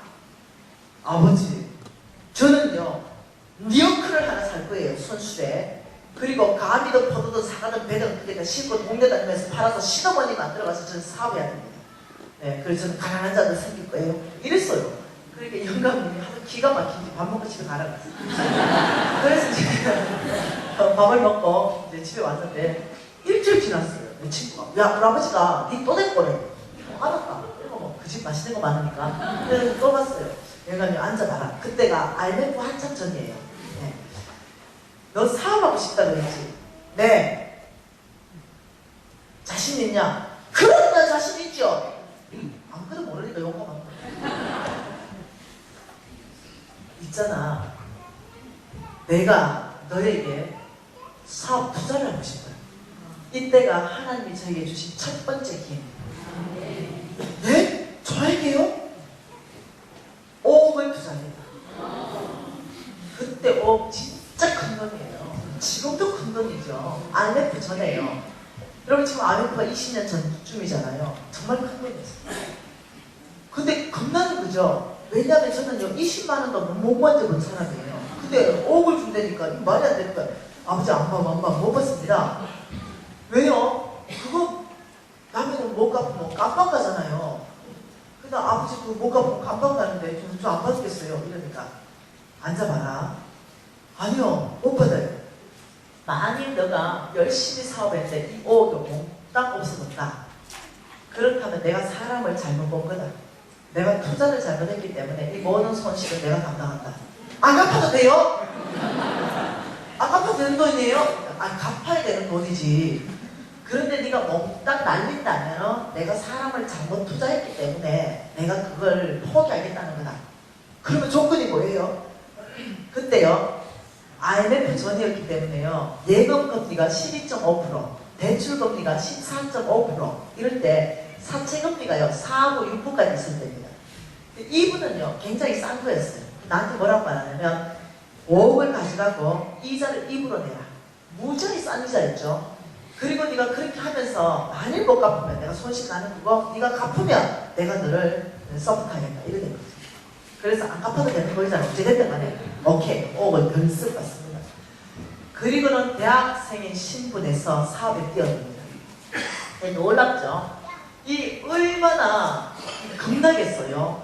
그러니까 저는 그때까지 새벽기도 단 한 번도 빠져본 적이 없습니다. 우리는 새벽기도 빠지면 우리는 무조건 아침 굶어야 됩니다.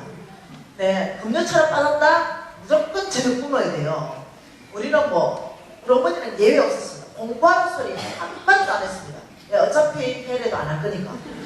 네, 무조건 애가 뛰어노는 거 좋아하니까 공부하는 소리는 안 하지만 말씀 안 읽었다? 공적인 예배를 빠졌다? 이러면 가차없이 엄마한테 주검이었어요. 그러니 그때까지 새벽기도 어릴 때부터요. 새벽기도 공적인 모든 예배에 한 번도 빠진 적이 없어요. 그러니까 새벽기도 가지고 이 5억을 가지고 어찌해야 되겠어요. 간절히 기도하는 거죠. 왜? 하나님 지혜 주십시오. 하나님 지혜 주십시오. 그래서 어떻게 해야 되는지 지혜 주십시오. 이러면서 간절히 하고 2시간 이상 기도하는 거죠.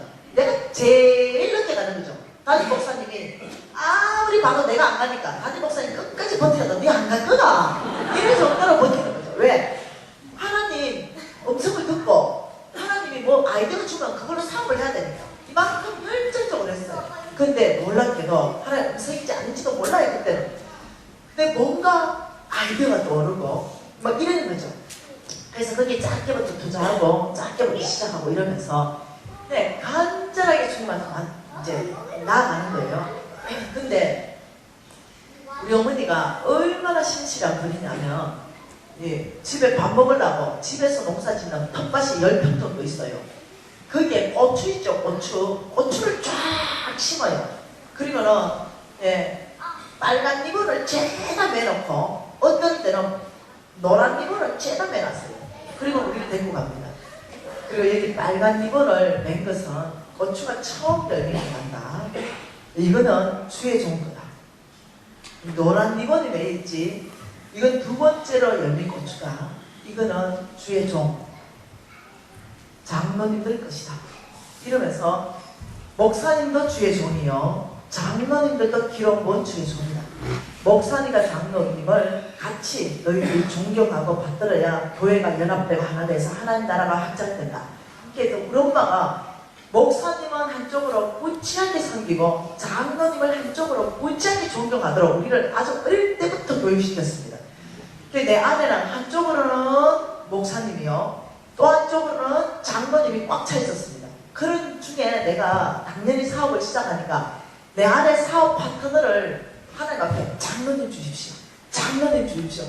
장로님하고 왜? 그래야 진실하고 거룩하고 안 속이고 이 장로님하고 잘 될 것 같으니까 아버지 저의 사업 파트너를 장로님 주십시오, 장로님 주십시오, 이렇게 하는 거죠. 그러면서 이 5억을 가지고 가가지고 놀랍죠. 만 2년 만에 몽땅 5억의 원금을 다 갚아버렸습니다. 그러니까 영감님이 너무 놀랬죠. 그리고는 이 영감님이 내가 너의 사업 후원자가 될 거다. 너 뭐 하고 싶냐? 무역하고 싶습니다.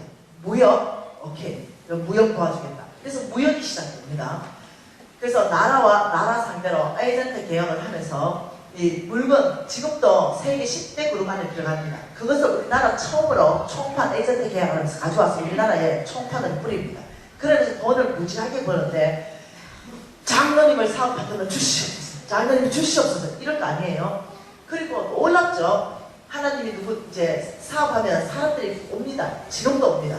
당신하고 사업 파트너 하고 싶습니다. 오죠. 그럼 이름을 적고 하나님 앞에 가져가는데 왜 그 사람 모르니까, 누군지 모르니까, 아버지 이 사람은 이러면 놀랍게도 평강으로 내 감정 가운데 굉장히 평강이 있고 이 사람을 만나고 싶은 마음을 주고, 어떤 사람은 찝찝해요.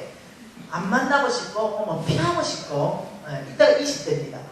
이런 것을 내가 감각적으로 적어 놓는 거예요. 왜? 하나님 세동도 이런 거 모르니까. 그냥 내 안에 그런 감정들을 막 이렇게 적어놓고 노트를 보고 그런 어떤 찝찝한 마음이 들 때는 아주 경계하는 거죠. 아주 경계하고 아주 조심하고 어느 선을 안 넘어가는 거죠. 그런데 굉장히 평강이 있고 이럴 때는 좀 더 교제하고 좀 더 교제하고 해서 사업 비즈니스 파트너가 되고 이랬어요. 그래서 저는 장로님들을 너무나 좋아해서 거의 나의 사업 파트너는 다 장로님이셨습니다. 그리고 놀랍게도 하나님이 인도하셨어요. 그리고는 20대에 대한민국 상위 1%를 들어갑니다. 그리고 20대의 헌금을 교회 1억씩 하는 그런 사람으로 바뀌었어요. 이래 되는데 어느 날이었어요. 내 사업이 활발하게 되고 어느 날 장로님하고 미팅하는데 수요일이었습니다. 그런데 내가 자꾸 시간을 버는 거죠. 자꾸 시간을 버는 거죠. 왜냐면 수요일. 근데 바이어가 왔어. 그 장로님하고 나하고 미팅하고 있어. 수요일에 가야 되는 거 줄줄 모르겠는 거 내가 자꾸 보니까 우리 사업 파트너 장로님이 김 대표님 그래 시계를 보고 어쩔 줄 몰라요. 장로님 교회는 수요일에 몇 시에 드려요? 우리는 7시에 드리는데 지금 수요일에 가야 돼요. 이러니 장로님께서 아이고 김 대표 수요일에 가야지. 근데 이렇게 바쁠 때는 한번 안 가도 되지. 이만해져 버렸어요. 내가 목숨같이 존경하는 우리 장로님이 일 바쁠 때는 한번 안 가도 되지. 이것이 수요예배 자유를 선포했습니다. 와, 장로님도 안 가는데 내가 뭐라고 가노? 네, 예, 안 가고 싶은 거죠. 장로님도 안 가시는데. 그래가지고 그날부터 아주 수요예배가 아주 자유로워졌어요. 네, 그리고 금년철화가 됐습니다. 내 동일한 일이 발생했어요. 김 대표 너무 이래 사업에 바쁠 때는 그렇게 금년철화가 꼭 그렇게 안 가도 돼. 빠질 수도 있어. 내가 20대니까 내가 아주 어리고 내가 너무너무 존경하고 자녀한테 간다니까 나를 가르쳐줬죠. 아, 그럴 수 있는 거구나. 금년철화가 자유가 왔어요. 수요 예배 자유, 금년철화 자유 이러다 보니까 새벽기도 가는 게 너무 힘들어요. 왜요? 늦게까지 이제 미팅을 하게 되니까. 그래서 내가 딱 3번만 새벽기도 가야 되겠다. 일주일에. 하루 새벽기도 가고 그 다음날 푹 자고 그 다음날 새벽기도 가고. 그래서 3번 가고 3번은 쉬기로 결정했는데 3번도 못 가게 되더라고요. 그러면서 새벽 기도가 완전히 무너졌습니다. 예, 여러분 내가 지금 뭐가 무너지고 있습니까? 보입니까? 재단 생활이 무너지는 게 보입니까? 그러면서 제가 중학교 때부터 반사했습니다. 내가 중학교 때는 초등부 가르쳤어요. 고등부 때는 중등부 가르쳤어요. 이렇듯이 우리 엄마는 교회 중심으로 저를 살게 했습니다. 그런데 화장하고 교회 가려면 7시 예배를 드려야 되는데 5시부터 일어나야 되는 거예요. 그리고 화장하고 밥 먹고 교회 가야 되는 거죠. 너무 힘든 거야. 교회 와서 보니까요, 사람들 다 11시에 한 번 예배 드리고 다 가. 근데 나는 7시부터 와가지고 한 종일 교회 있다가 집에 돌아가면 9시, 10시야. 근데 그 목사님을 딱 보니까 우리 담임 목사님은 월요일 하루 종일 쉬신대. 월요일 불공평하냐는 거야. 나는 월요일부터 토요일까지 뼈 빠지게 일하고 주일날은 더 뼈가 빠져버려 교회 와서. 근데 우리 담임 목사님은 월요일 하루 종일 안식일이래. 하나님 분명히 안식일을 주셨는데 내가 이래서 하는 거는 하나님의 법이 아니지. 이러면서 반사사표냈습니다. 그리고 썬데이 크리스찬으로 바뀌었습니다. 푹 자고 주일날 하루 이제 예배드립니다. 그러다 보니까 하나님 앞에 머무르는 시간이 없어지기 시작하고, 이제 사업 파트너를 알아보지 못하고 지혜가 떠나버렸습니다. 저에게 이 사업하는 이 비즈니스 지혜가 정말 탁월한 지혜가 있었는데 이런 것들이 떠나기 시작했습니다. 그리고 사람을 알아보지 못합니다. 왜냐하면 주님 앞에 머물르지 않았기 때문에 누구를 만나고 어떻게 하는 것이 없는 거죠. 그러다 보니까 누구를 의지하냐면 사람의 얘기를 의지하게 됐습니다. 오늘 누구 만난다 그러면 이제 그 사람 얘기를 계속 들으면서 이 사람을 분별하기 시작하는 거죠. 근데 이 20대 초반에 아무것도 사회 경험 없는 이 사람을 속이기에 얼마나 이 상대는 이미 알고 다른 사람들이었어요. 그러다 보니까 속아버리는 거죠. 그 번지하게 하는 얘기에 속아버리는 거죠. 그래서 저는요, 놀랍게도 알아챈다는 거죠. 하나님이 이미 내 마음 안에 그 부담감을 주셨어요. 굉장히 경계하는 거죠. 근데 경계심이 없는 거죠. 그 사람 만나면서 대화하면서 그 사람을 얘기하니까 그냥 입에 발릴 때 얘기하니까 홀라당 다 넘어가는 거죠. 왜요? 이미 내 안에는 재단 생활이 다 무너졌기 때문에 하나님의 지혜가 떠났기 때문에 분별 못하는 거죠. 그러다 보니까 투자하는 것마다 실패가 오고, 사업 같이 하는 것마다 실수가 오고, 돈이 엄청나게 날아가기 시작하는 거죠. 그리고 정말 이 사람은 신실하고 이 사람은 정말 하나님의 사람 같아요. 근데 돈을 줬는데 빼이기 시작하는 거죠. 보증 섰는데 날아가기 시작하는 거죠. 이러면서 난리가 나기 시작했습니다. 그리고 그런 중에도 어떤 일이 발생했냐면, 저를, 여러분 이게 역사적인 사실이에요. 저를 국회의원 공천을 준대요. 왜요? 참신하고 새 인물을 뽑아야 되는데 돈을 많이 들이댔을 거 아니에요. 그러니까 공천을 주는데 내가 그 당시에 공천 받았으면 국회의원 당선됐어요. 근데 그래 하기 위해서 뭔가를 자꾸 나한테 만들어야 된대요. 그러면서 무슨 대통령 무슨 상을 준대요, 나한테. 그래서 나는 근데 죄송해요. 내 비전은 국회의원이 아니에요. 정치가 아닙니다. 그때 내 비전은 하나님의 나라를 세우는 것만 내 비전이었습니다. 그러니 그때 국회의원은 내 비전이 아니기 때문에 내 비전이 아닌 건 다시 시작해 보이잖아요. 근데 그건 관심이 없어요. 관심이 없는 거죠. 그러니까 하도 기가 막히니까 나라에서요, 대통령 표창장을요 배달해줬어요. 집으로 날아왔어요. 아직도 가지고 있다니까 진짜로요. 엄마 이해되죠? 그쪽에 관심이 없어. 오직 하나님 나라에 관심 있는 게 이것이 사실은 100%입니다. 그런데 놀랍죠.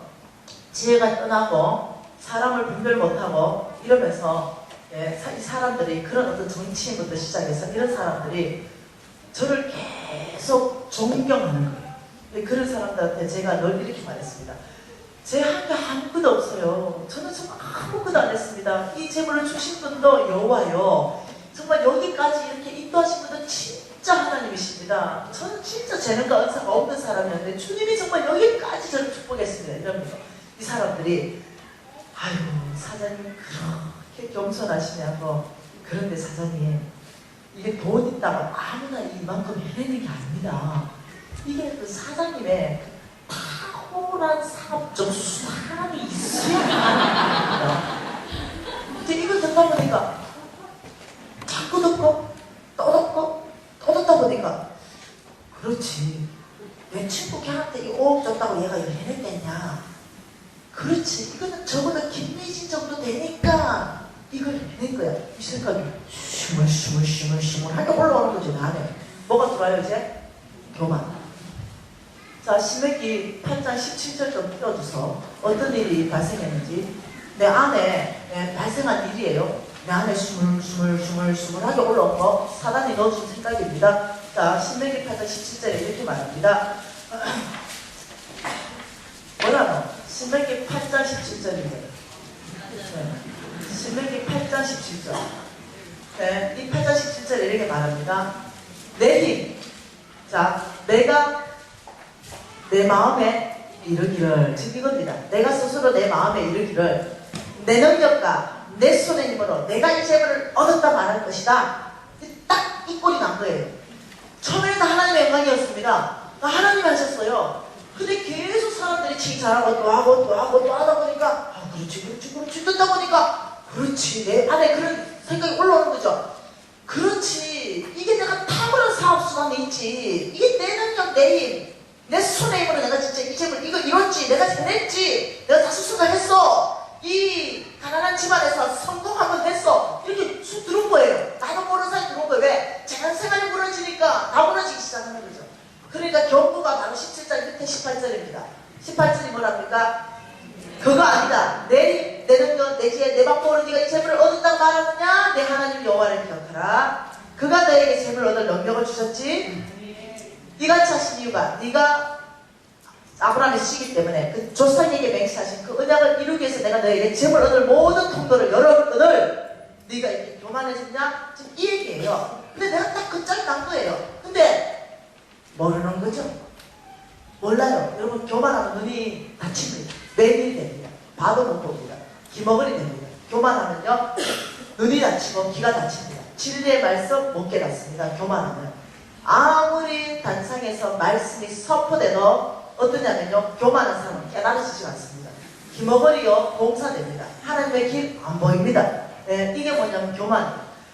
하나님이 절대로 쓸 수 없는 사람은 성경 전체에 보면 두 가지를 말합니다. 첫째는 교만한 사람이요. 둘째는 불신앙, 하나님을 믿지 않는 사람. 이 두 사람은 하나님 쓰지 않습니다. 근데 나도 모르는 사이에 재난생활이 무너지면서 이 교만이 내 속으로 쑥 다 들어버린 거죠. 근데 여러분 이걸 제가 알까요 모를까요? 모른다는 거예요. 뭔 말이겠죠? 그리고는 이 부도 나서 완전히 거지되고 10년간 노숙자처럼 살면서 그때서야 내가 알았다는 거죠. 재난생활이 무너진 걸 통해서 내가 이 교만해졌다는 걸 그때 가서 알았지. 그때 당시는 몰라요. 교만한 사람 자기 교만한 거 모릅니다. 옆에서 네 교만해졌다 해도 내가 뭐 교만하노? 이렇게 말한다니까 모른다니까요. 내 친구 하나 있습니다. 네. 지금도 내 친구인데 이 친구 이 친구는요 여러분 아줌마도 종류가 여러 가지가 있습니다. 네, 결혼하자마자 바싹 아줌마 되는 사람들 있죠. 네, 네, 있죠. 네, 미시 같은 아줌마 천천히 변한 아줌마 있고 결혼하자마자 배가 나오는데 다 나눠가지고 이만큼 나오는 거 있죠. 고무줄 바지 좋아하고 이런 아줌마. 이 친구는 딱 그런 아줌마예요. 얘는 30대 초반인데도요 얘 그 50대 같이 보여요. 네, 나오는데 다 갖다 내놓고 안 넣어. 내가 그 정도 배가 나왔으면 꾸겨서라도 넣겠어. 안 넣어. 이게 박싹 아줌마예요. 근데 내 친구가 마음 하나를 끝내줘요. 얘는 예수해주고 예수의 살기로 목숨 바치네요. 정말로 나보다 더 신실하게 살았네. 근데 어느 집에 얘하고 나하고 성교를 같이 했다니까요. 얼마나. 근데 뭐 얘는 부자가 아니니까 그 얘 집에 내가 놀러 가기를 좋아하는 건 뭐 때문에 그랬냐면 얘의 손맛이 기가 막힌다는 거예요. 손맛. 얘는요 우리는 시금치를 무쳤다면 콩죽이 되거든요. 콩죽 박싹. 근데 얘는요 아니야. 된장찌개를 끓였는데 얘는 된장찌개라 그러면 안 돼요. 환상적인 맛이에요. 근데 된장찌개 뭐 넣나 이러고 야 넣을 거 뭐 있노? 고추 쏙쏙 썰어놓고 그럼 건져봐라. 그게 뭐 감자 2개 들어가 있고 두부 있고 그거 뭐 있노? 호박 썰어놓고 근데 와 된장찌개 맛이 이렇노? 그래서 그 집에 된장찌개 얻어먹으려고 무지 다녔는데 어느 날 말씀을 딱 둘이 얘도 말씀 많이 듣고 나도 말씀 듣니까 재물 얻을 능력이 너에게는 손맛으로 온 거 아이가 혹시? 이게 된 거죠. 둘이. 니는 똑똑한 사업의 아이디어를 갖고 나에게는 손맛으로 재물 얻을 능력이 온 거 아이가? 맞는 거 같아, 맞는 거 같아. 이러면서 둘이 이제, 야, 내가 밀어줄게. 밥좀 버려라. 이래 된 거예요. 밥좀 버려라. 그래가지고 자기 집에 거실에서요, 이 밥상 2개 넣고 밥집을 시작한 거예요. 그 간판 세우지도 않고. 그러면 내가 무조건 점심, 저녁 다 팔아줄게. 이러면서요. 여러분, 그렇게 시작한 밥집이요, 우리나라 음식점으로 10대 안에 들어가는 음식점으로 바뀌었습니다. 한 달에 순수 이익만 3억씩 버는 식당으로 바뀌었어요. 이 아이가 얼마나 정말 순수하고 거룩하고 하나님께 헌신된지 몰라요. 하나님이 하셨습니다. 나 같은 이 아줌마를 하나님이 하셨습니다. 이러고 하나님, 말만 하면 하나님 이러고 우리 모두 은혜 받았어요. 그 집에요, 유명한 사람 다 갔어요. 저도 엄청나게 그 밥집이 1인분에 12만 원씩 갔어요. 그러면서 이 우리나라 안에서 유명한 밥집이 있어요. 그리고 이제 한참 제가 외국에 막 다니고 막 이러면서, 네, 오랜만에 갔어요. 오랜만에 제가 이제 이사 오고 이러면서 아주 오랜만에 갔는데, 어머, 왜 바뀌어 있는 거죠? 이 엄청난 사람들이 그 붙었어요. 하나님이 하셨습니다. 아유, 하나님이 하신 건 맞지만은 이 손맛은 아무도 내는 게 아닙니다. 이것은 사장님이기 때문에 이 맛을 내는 겁니다. 이거 나하고 똑같죠? 사단의 방법 똑같아요. 계속 해주고 또 해주고 또 해주고 이러니까 얘가, 그렇지, 미신이 그거는 시금치를 문처럼 콩좀 만들어 보는데 이렇게 되는 거죠. 그렇지, 이 내 손맛이 이것이 이게 보통이냐 이렇게 돼버린 거죠. 몰랐어요. 또 어느 날 이렇게 가니까 말하는데, 야, 여전히 맛있다. 이러면 내가, 아이고, 내가 알아, 하나님이 맛을 내지. 이랬던 애가, 야, 그 내 아이가 맛 못 내. 내가 깜짝 놀랐어요. 네, 내가 달라졌어. 그래, 내가 어떻게 했어요? 야, 그새 맞다. 네 아이가 이거 먹으면 안 돼. 못 낸다. 내가 교만해졌는데 교만한 걸 못 알아보는 거죠. 내가. 뭔가 이해돼요? 말은 달라졌잖아요. 그래서 깜짝 놀랐어요. 말은 다른 말 하니까. 근데 그것을 내가 교만한 걸 모르는 거죠. 왜요? 교만한 놈은 교만한 걸 못 알아봐요. 내 교만해졌죠? 지 교만해졌죠? 서로 교만한 것이 둘이 앉아서 말하니까 서로 맞장구 쳐주는 거죠. 그래, 미진아, 니는 니 똑똑함, 야, 니 그 사업수다, 니 이거 해냈지, 내 봐라, 내 해냈잖아, 우리가 해냈어, 이래 되는 거예요. 근데 둘이 그래 말하면, 여러분, 교만한 사람이 둘이 만나면요, 네, 2배로 교만해지는 게 아니고 4배, 8배로 교만해져요. 그래서 서로 몰라요. 이러면서 서로 칭찬해주고 서로 칭찬해주고, 그래, 우리가 해냈어, 뭐 이러면서 난리가 났어요. 근데 얘가, 미신아, 10억만 더 주봐라. 왜? 그러니까 밥집을 2배로 확장하고 싶대. 종류를 다른 걸로 해가지고 한식집 하는데 양식집 한번 해보신대. 근데 딱 불편한 거죠, 제가. 근데 그날 밤 딱 자는데 내가 그 집에 밥 먹으러 갔는데 신발을 분실했어. 꿈에. 아, 이거 10억 가면 안 되겠는데 이런 생각이 스쳐 지나가는 거죠. 신발을 분실했기. 그런데 걔를 만났어요. 야, 내가 너 집에 밥 먹었는데 신발을, 야, 누가 신고 가버려가지고 신발 분실하고 굶었다 야, 그 양식집 그거 하면 안 되겠는데. 이러니까, 미진아, 어디서 잃어버렸노? 한식집에. 아, 양식집 아니구만. 이런 거죠. 아, 거기서 넘어간 거지. 넘어가야 되죠. 뭐다를 모르는 거죠. 아, 그러네. 그래. 이 빚은 있는 여기서 잃어버린 게 아니구만. 10억 버려가. 그래, 맞다. 이거는 타고나게 될 거다. 그러면서 뭐 조선 호텔 거기 있는 누구를 이제 스카웃하고 이러면서 빚을 많았는데 10억 줬다는 거 아닙니까? 근데 망했어요. 네, 거기에 어마어마하게 투자되면서 걔 망하고, 걔 또 뭐 또 그거 얻어가지고 또 뭐 다른 사업에 투자하고 이러면서 걔 망하고 내 망하고 둘 다 망했는데, 나는 집안 채도 없이 완전히 거지로 망했고 걔는 아파트 한 채 던졌어요. 내가 도둑년이라고 지금. 남들 다 돈 내먹고 집안 채 던져놨으니까, 내 돈 10억 중에 1억도 안 주고 집안 채 챙겨놨으니까 다른 데 빼돌려가지고, 그래가 집안 채 하나 던졌어요. 아, 그래서 나는 아예 집도 없어가지고 길거리에 앉았고 얘는 집안집 건졌고 이제 이래 됐죠. 근데 놀라운 사실이 있습니다. 나는 완전히 거지니까 갈 데가 없었어요. 집도 없고 정말 아무것도 없는 거죠. 그러니까 많은 경우 애 데리고 교회 본당에서 잔 적이 한두 번이 아니에요. 예, 이랬는데 얘는 어떠한 집에 있는 거죠.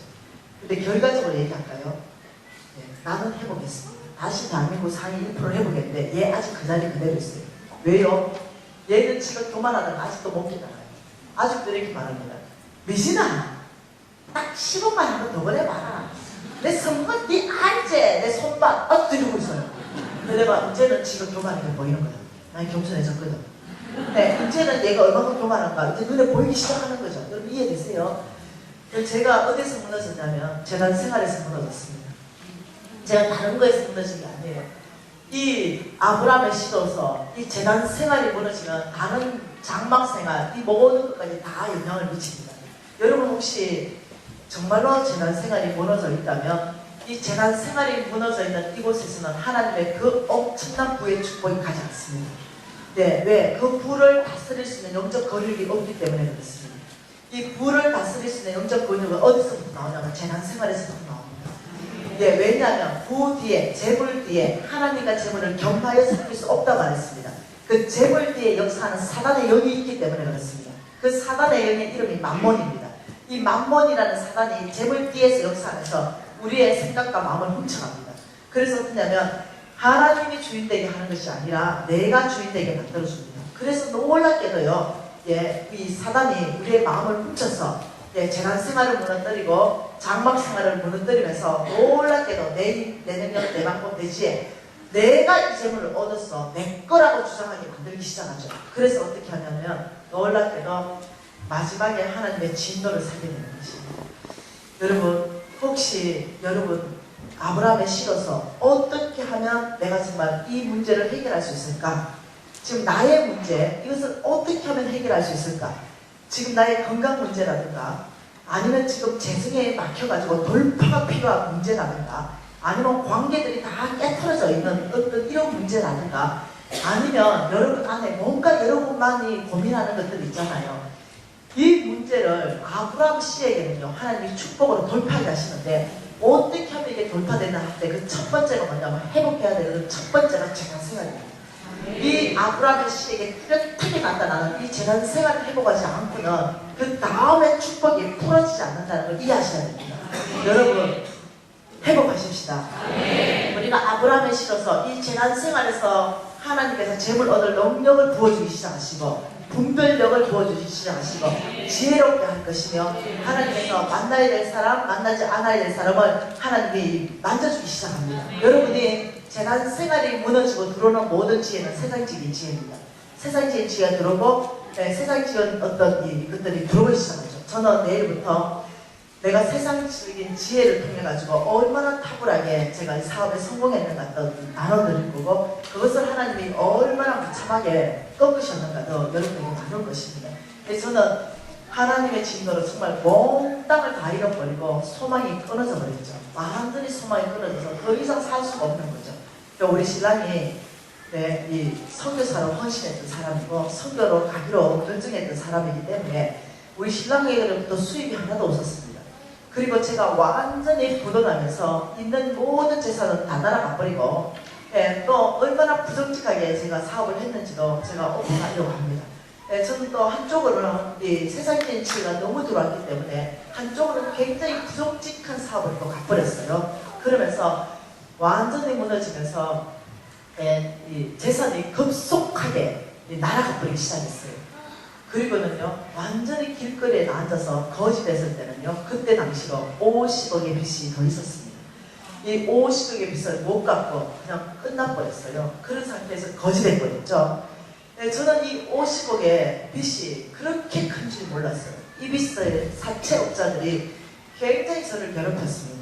소망이 끊어질 만큼 요즘은요 사채업자들이 괴롭히면 신고는 할 수 있죠. 옛날에는요 나라에서 합법적으로 사채업자들한테 받을 수 있는 금리를 66%까지 줬습니다. 요즘은요 38%죠. 이걸 27%까지 낮춘다고 하더라고요. 66%까지 나라에서 예를 들어 1억 빌려주면 6,600만 원을 이자로 받을 수 있다고 합법적으로 했기 때문에 그때 당시에 판쳤던 게 뭐냐면요. 꽁지라는 게 판쳤습니다. 1억 빌려가면 이자가 1억인 거죠.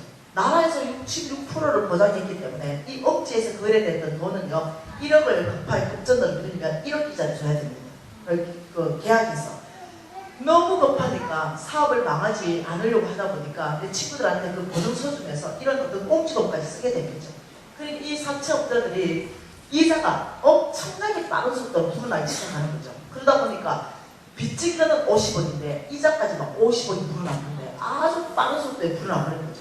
그러니까 도저히 이 사채업자들이 얼마나 독하겠냐면 정말 장기라도 꺼내서 팔 어떤 이 폐쇄로 달라들기 시작한 거죠. 너무너무 고통스러워서 도망가 버렸죠. 제가 야방 도주했습니다. 숨어버렸어요. 사채업자들이 절대 찾을 수 없는 곳으로 도망갔죠. 네, 그 부자가 도망갔는데 어디로 도망갔냐면 쪽방이죠. 쪽방 같은 데서 공동 화장실이 써야 되는 5집, 3집이 같이 화장실 하나에 수도꼭지라고 화장실 앞에 있는 수도꼭지 하나가 다예요. 거기서 씻고 가야 돼요. 쪽방에 복도 없고 이런데 도망가면 절대로 나를 못 찾겠지. 제가 도망갔는데 놀랍죠. 전 세계도 한국 같은 민족은 없어요. 현수막에 떼인돈 받아드립니다. 이런 사람들도 있는 거예요. 네, 이거는요 전 세계 한국밖에 없어. 네, 현수막에 떼인돈 받아드립니다. 이러니까 떼인 사람들이 김비진 찾아달라. 그러니까 이 업체들이 또 나를 찾아줬어요. 어디에 숨었는지. 그러다 보니까 또 사채업자들이 다 몰려온 거죠. 그러나 내 머리들 다 뽑아버리고 이제 이래 됐죠. 그러니까 너 돈 없다. 거짓말 하지 말해. 예, 너 앞바다에 물은 말라도 김서당 주머니에 돈 많은 거 이거 우리가 그거 믿으라 그러냐? 거짓말 하지 말아요. 난리가 그죠? 여러분 이거 내가 안 망하고 부도 안 되려고 어쩌겠어요. 네, 내 돈을 빌려간 사람도 얼마나 많겠어요. 내 돈을 5억 빌려가면서 사장님 3개월 있다가 5억 드리겠습니다. 이러면서 5억 빌려줬을 거 아니에요. 그럼 내가 부도나기 시작했으니까 그 나를 도와준 영감님한테 가서 뭘 하겠어요. 영감님 5억만 빌려주십시오. 3개월 후에 반드시 주겠습니다. 내가 이 5억 빌려가 바꾸고 이 사람한테 달라면 부도내버리는 거죠. 이러니까 신용 다 떨어져 버렸어. 그러니까 여기에서 빌린 돈 하나도 못 갚고 막 이런 난리가 난 거죠. 그러니까 모든 사람한테 버림받게 된 거죠. 모든 관계가 깨져버리고 돈은 못 갚고 막 이런 상황 가운데 몰리죠. 그리고 사채업자들은 머리털 다 뽑아버리죠. 이래 되니까 언제 되겠어요? 사단이 나를 잡은 거죠. 네, 사탄이 딱 잡는 거죠. 연약해졌죠. 하나님이 안에 계신 것처럼 보이죠. 하나님이 정말 살아계신가? 안 보이는 거죠. 이 고신사한테 내가 왜 이렇게 고통당해야 되는가? 하나님을 원망하고 자기 연민에 빠져버리는 거죠. 내 신세가 왜 이렇지? 그리고 또 남을 막 원망하는 거죠. 내 연민에 빠졌다가 남을 원망하는 거죠. 저 인간만 아니면 내가 이 꼴이 안 났는데 이러면서 또 남을 원망하는 거죠. 그러다고도 안 되니까 어떻게 하나님도 나를 버렸어. 이제 하나님 날 사랑하지 않아. 이러면서 또 하나님까지 원망하는 거죠. 내 내면이 엉망진창이 된 거죠. 그러다 보니까 우울증이 왔어요. 깊은 우울증이요. 이 단줄기 보고 싶지 않은 거죠. 커튼을 치는 거죠. 그러면 어떻게 해요? 내 사채업자 대신 날리는 거죠. 잠을 안 자면서 돈을 내놔라. 없대도 믿어주지 않는 거죠. 이래서 한 1년을 버티다가 더 이상 못 버티고 죽기를 결심합니다. 내가 나 목숨 걸고 이걸 다 끝내버려야 되겠다. 왜? 믿음이 없으니까. 믿음 있는 사람은 절대로 안 죽습니다. 근데 믿음이 완전히 사라져 버렸죠. 그래서 제가 두 번, 한 번은 약을 다 털어먹어버렸습니다. 놀랍죠. 살아나 버렸습니다. 살려버렸어요. 죽고 싶으면 안 죽어지는 거죠. 또 한 번은요. 제가 12월 마지막 날 제가 바닷가에 빠져가 죽기로 결정했어요. 왜요? 심장마비 걸릴 수 있으니까. 그래서 제주도 함덕 앞바다로 갔습니다. 제가 죽기로 결정했죠. 죽어버리고 싶은 거죠. 소망이 끊어졌기 때문에. 함덕 앞바다에 가가지고 여러분 저는요. 제가 그때 지금은 좀 뚱해져가지고 자신이 없습니다만 5, 6도까지 헤엄치고 왔다 갔다 할 수 있습니다. 저는 수영 선수였어요. 그러니 저는 배가 고프지 않으면 하루 종일 물에 떠 있을 수 있습니다. 물에 떠서 식사를 다 할 수 있을 정도로 수영식을 갖추고 있어요. 그러니까 물에 빠져서는 못 죽어. 그러니까 12월 마지막 날에 심장마비로 죽어야만 죽을 수 있는 거죠. 뭔 말 이해되죠? 얼마나 고통스러웠으면 여러분 이해되시죠? 사단이 끊임없이 아이디어를 넣어주는 거죠. 네 하나 죽음으로 모든 걸 끝내라. 네 남편과 네 아이가 네 때문에 너무 고생한다. 근데 나는 못 갚는 거예요. 그 돈 50원 갚을 수 있는 게 없어요. 우리 집 가난하죠. 지금까지 시댁과 우리 집에서 10원짜리 하나 받은 적이 없어요. 내 아들 도와줄 어떤 사람도 없는 거죠. 끝내야 되는 거죠. 그래서 어느 날 12월 마지막 날에 죽어버리려고 이제 바닷가로 나갔습니다.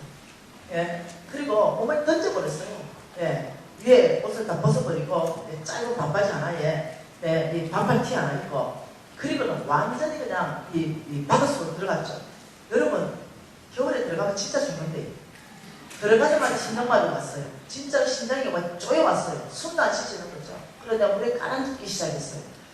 여러분 저는 수영을 잘하고 바닷가에서 자랐기 때문에 예, 바다 음식을 무지하게 좋아해요. 예, 해삼, 멍게, 낙지 이런 거 무지하게 좋아해요. 그런데 그 중에도 최고 좋아하는 거는 군소라는 게 있어요. 아시는 분 있죠? 군소라는 거. 이 군소라는 것은 7월달, 8월달, 9월달 미역 먹고 자라요. 예, 그리고 겨울이 찬바람이 나면요 싹 없어집니다. 예. 근데 쭉쭉쭉 12월 마지막 31일 날에 물론 이제 나라는 거 심장은 마비가 오기 시작하고 이거 쪼여오기 시작하고 진짜 죽었는데 본능적으로 눈을 뜨는 거죠. 본능적으로 눈을 뜨고 딱 봤는데 저기 군소 같아. 근데 12월 마지막에 군소가 있으면 안 돼요. 여러분 이걸 아는 사람은 알아요. 이거 있으면 안 돼요. 12월 마지막에 저 군소 있다는 게 말이 되나? 예수가 죽었다 살아난 이랑 똑같이 저게 생각이 드는 거죠. 내가 죽을 때 죽어도 저는 확인하고 죽어야 돼.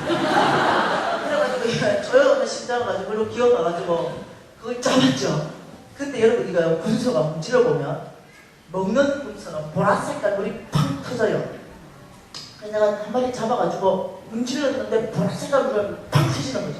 이 뭐시고 어디 12월 마지막에 군소가 있단 말이야 하고 눈을 뜨고 바다 안을 살펴보는데 몽땅 군소요. 수백 마리 군소가 거기 있는 거예요. 놀랬죠. 그래서 내가 알아차리겠어요. 죽을 때가 아니고 먹을 때다. 내가 굳이 군소를 좋아하고 아무것도 없어서 못 먹고 움직이고 있을 때니까 그래가지고 힘을 내가 군소를 다 바깥에 던지기 시작했어요. 그리고 옷 벗어난 옷에 군소를 가득 실었죠. 그리고 이제 그게 강남 아줌마들이 내가 해는 줄 알고 그거 뭐냐 그게 뭔지도 말아. 이래서 이제 가져와서 삶아가지고 초장에 찍어 먹어야 되는데 초장이 없어서 이제 간장에 찍어 먹었죠. 그리고 우리 아들이 유진이 있어요. 유진이 키가 190. 이 아들이 내가 이제 콧대 다시는 쬐깐한 애인데 군소 먹어라 이러니까 이 아이가 아무것도 먹을 거 없는 상황에서 군소 먹으라니까 그걸 밀쳐버리는 거죠. 엄마 나는 짜장면도 먹고 싶고 통닭도 먹고 싶고 피자도 먹고 싶어 이러는 거죠. 그 아들 들었던가 말던가 내가 군소를 시커 먹었어요. 그리고 이 아이들이 커서 대학생이 되었고 제 책이 왕의 재정이라는 책이 나왔어요. 이 책이 나오니까 놀랍게도 저는 이 아들한테 책을 네가 돈 값주고 사는 법을 늘 가르쳤습니다. 지가 가가지고 책을 샀어. 엄마 책이니까 전체에서 읽기 시작해. 내 군소라는 대목이 나왔어요. 근데 지가 발로 밀어버린 그 군소가 우리 엄마의 생명값이란 말인가. 이러니까 이 아이가 눈물이 터지기 시작했어요. 펑펑 운 거죠. 그리고 그 군소편에 다 젖은 거죠. 애가 얼마나 지하철에서 울었는지. 그리고 나한테 왔어요. 그리고 엄마한테 뭐 애가 눈탱이 밤탱이 됐어. 이 눈탱이가 열에 밤탱이 됐다 했는데 엄마 그때 그 군소가 그 군소입니까? 어머니 죄송해요. 이러면서 애가 우는 거죠. 요 아들아 괜찮다. 엄마 그 다 지나갔다 괜찮다. 이러면서 이 아들을 부들켜 막 울었어요. 우리 시골에 계신 어머니 편지 왔습니다. 아이스박스에 군소 한 박스 넣어가지고 그리고 편지 왔는데 딸아 너의 왕의 재정책 읽었다. 너의 생명을 건지신 주님을 찬양한다. 그리고 이 군소에게 이렇게 한없이 고마울 데가 없다. 알아 군소 시큼 먹어라. 이러면서 매년 올라옵니다. 매년 군소 한 박스. 이제는 다 먹어도 되는데 계속 올라오는 거죠. 여러분 이런 삶을 거쳤습니다. 이런 삶을 거치면서 제가 홍승건 목사님을 만나게 됩니다. 나의 세상 홍승건 목사님. 제가 오늘 오전에 지금 첫째 시간에 이렇게 탁월하게 강의한 거 이건 제 강의 아니에요. 나의 세상 이 홍승건 목사님의 강의를 내가 여러분에게 그대로 전달하는 것밖에 없어요. 근데 제가 이 강의를 홍승건 목사님으로부터 듣게 됩니다. 그리고 깜짝 놀란 게 내가 아브라함의 씨라는 사실을 알게 됐다는 거죠. 성경을 그렇게 읽어도 내가 아브라함의 씨라는 사실을 내가 몰랐던 거죠. 나는 이방인이었는데 구원받았던 정도로 알고 있고 천국과 백성으로 알고 있었지, 내가 합법적으로 정통 아브라함의 씨로서 온 땅을 축복할 자로 하나님 날 선택했다는 걸 내가 알지 못했어요. 근데 이 강의를 통해서 내가 완전히 깨닫게 됐어요. 그러니까 그 깨닫는 순간 내가 성경 말씀을 워낙 많이 읽었기 때문에 내 지혜가 돌아왔습니다. 지혜. 여러분 아십니까? 지혜가 돌아온 거. 그러면서 읽어놓은 성경 말씀이 짝짝짝짝 맞아 들어가기 시작하는 거죠. 무슨 말 이해되세요? 그러면서 다 알게 된 거죠. 내가 아브라함의 씨라는 거. 이런 느낌이었어요. 내가 완전히 망했을 때 다니엘서 4장 말씀을 읽어보면 이거예요. 느부갓네살 왕이 조소를 내리는 장면인데요. 이 느부갓네살 왕이요, 여러분 남한이 8도고 북한이 8도입니다. 합하면 16도예요. 그 16도인데 이 느부갓네살 왕을 하나님이 얼마나 축복하셨는지 127도를 얻게 하셨습니다. 지금으로 말하면 세계를 제패했다는 거예요. 이 어마어마한 땅덩어리 세계를 제패한 이 느부갓네살 왕이 어느 날 창문을 쫙 열고 127도를 쫙 바라보면서 이렇게 말합니다. 내 능력, 내 힘, 내 손의 쑥으로 이 127도를 얻었구나. 이 교만이 확 돌았습니다. 하나님의 음성이 그 순간 들립니다. 너는 왕권에서부터 지금 즉시로 너의 교만이 너를 쫓아내게 될 거다. 너는 왕권에서부터 쫓겨나는 것이고 7년 동안 너는 미칠 것이다. 너의 손톱은 독수리처럼 될 것이고 너는 머리털은 길어서 미친 사람처럼 7년 살 것이다. 7년이 지나서 네가 하늘을 쳐다볼 때 하늘로부터 지혜가 돌아와서 왕으로부터 복권될 것이다. 이 말이 하늘로부터 떨어지자마자 반란이다. 그리고 정말로 어떠냐면 7년 동안 미친 사람처럼 7년 동안 그렇게 살았어요. 광야에서.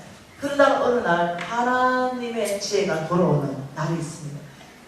그런 느낌이에요. 이 아브라함의 씨라는 것이 깨달아지는 순간 느부갓네살 왕처럼 지혜가 돌아온 것처럼 내가 누구라는 것이 성경 안에서 완전한 지혜로 깨닫게 되었어요. 그리고 제가 결정했죠. 그렇다면 50억 걷어내고 죽을 운명이 아니다. 내가 아브라함의 씨라면 오히려 50억 빚을 다 갚을 것이고 온 땅에 하나님의 나라를 세운 하나님의 나라를 쓸 거다. 이 믿음이 나한테 생긴 거죠. 그때부터 홍승건 목사님의 이 50시간 강의를 제가 100번 이상 했습니다. 그리고 강의안을 다 만들어내요. 달달달 외웁니다. 그리고 삶을 내가 살아내기를 결정하고 훈련하기를 결정합니다. 그래서 저는 제 강의를 우리 제자들 보고 100번 이상 들어라. 내 강의를 토도 안 틀리고 달달달 할 수 있을 때 그때 삶이 사라진다. 그럼 미지근사 이거 뭐라 했냐? 노트리지가. 그럼 벌써 못 산다. 내 안에서 자동적으로 국지로 맛이 나오고 국지로 맛이 나와야 사라진다. 그 정도까지 만들었어요. 그리고 제가 살아내기 시작했죠. 그런데 여러분, 홍성건 목사님이 이렇게 말합니다. 여러분, 이 아브라함의 시들이 하나님께서 재물 얻을 능력을 주시기 시작할 때부터 여러분 생각보다 굉장히 빠른 속도로 여러분 재물을 얻을 것입니다. 놀랄 것입니다. 이러는 거죠. 근데 내가 놀래버렸어요. 그 홍성건 목사님 메시지 듣고부터 제가 완전히 막 바뀌기 시작했죠. 10년 물론 강야에 살았습니다. 혹독한 훈련 받았어요. 교만 다 끊어졌습니다. 내 힘도 다 끊어졌어요. 내 지혜도 다 내려놓는 시간들이 있었습니다. 오직 믿음으로 살겠다고 신장을 드리는 시간도 있었습니다. 그리고 놀랍죠? 4년 반 만에 그 50억 빚을 다 갚았습니다.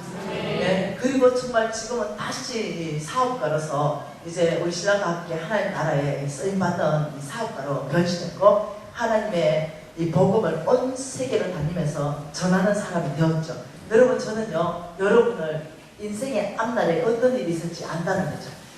여러분이 정말 저와 같이 아브라함의 씨로서의 하나님이 제시하는 방법대로 살기 시작한다면 인생이 바뀐다는 거예요.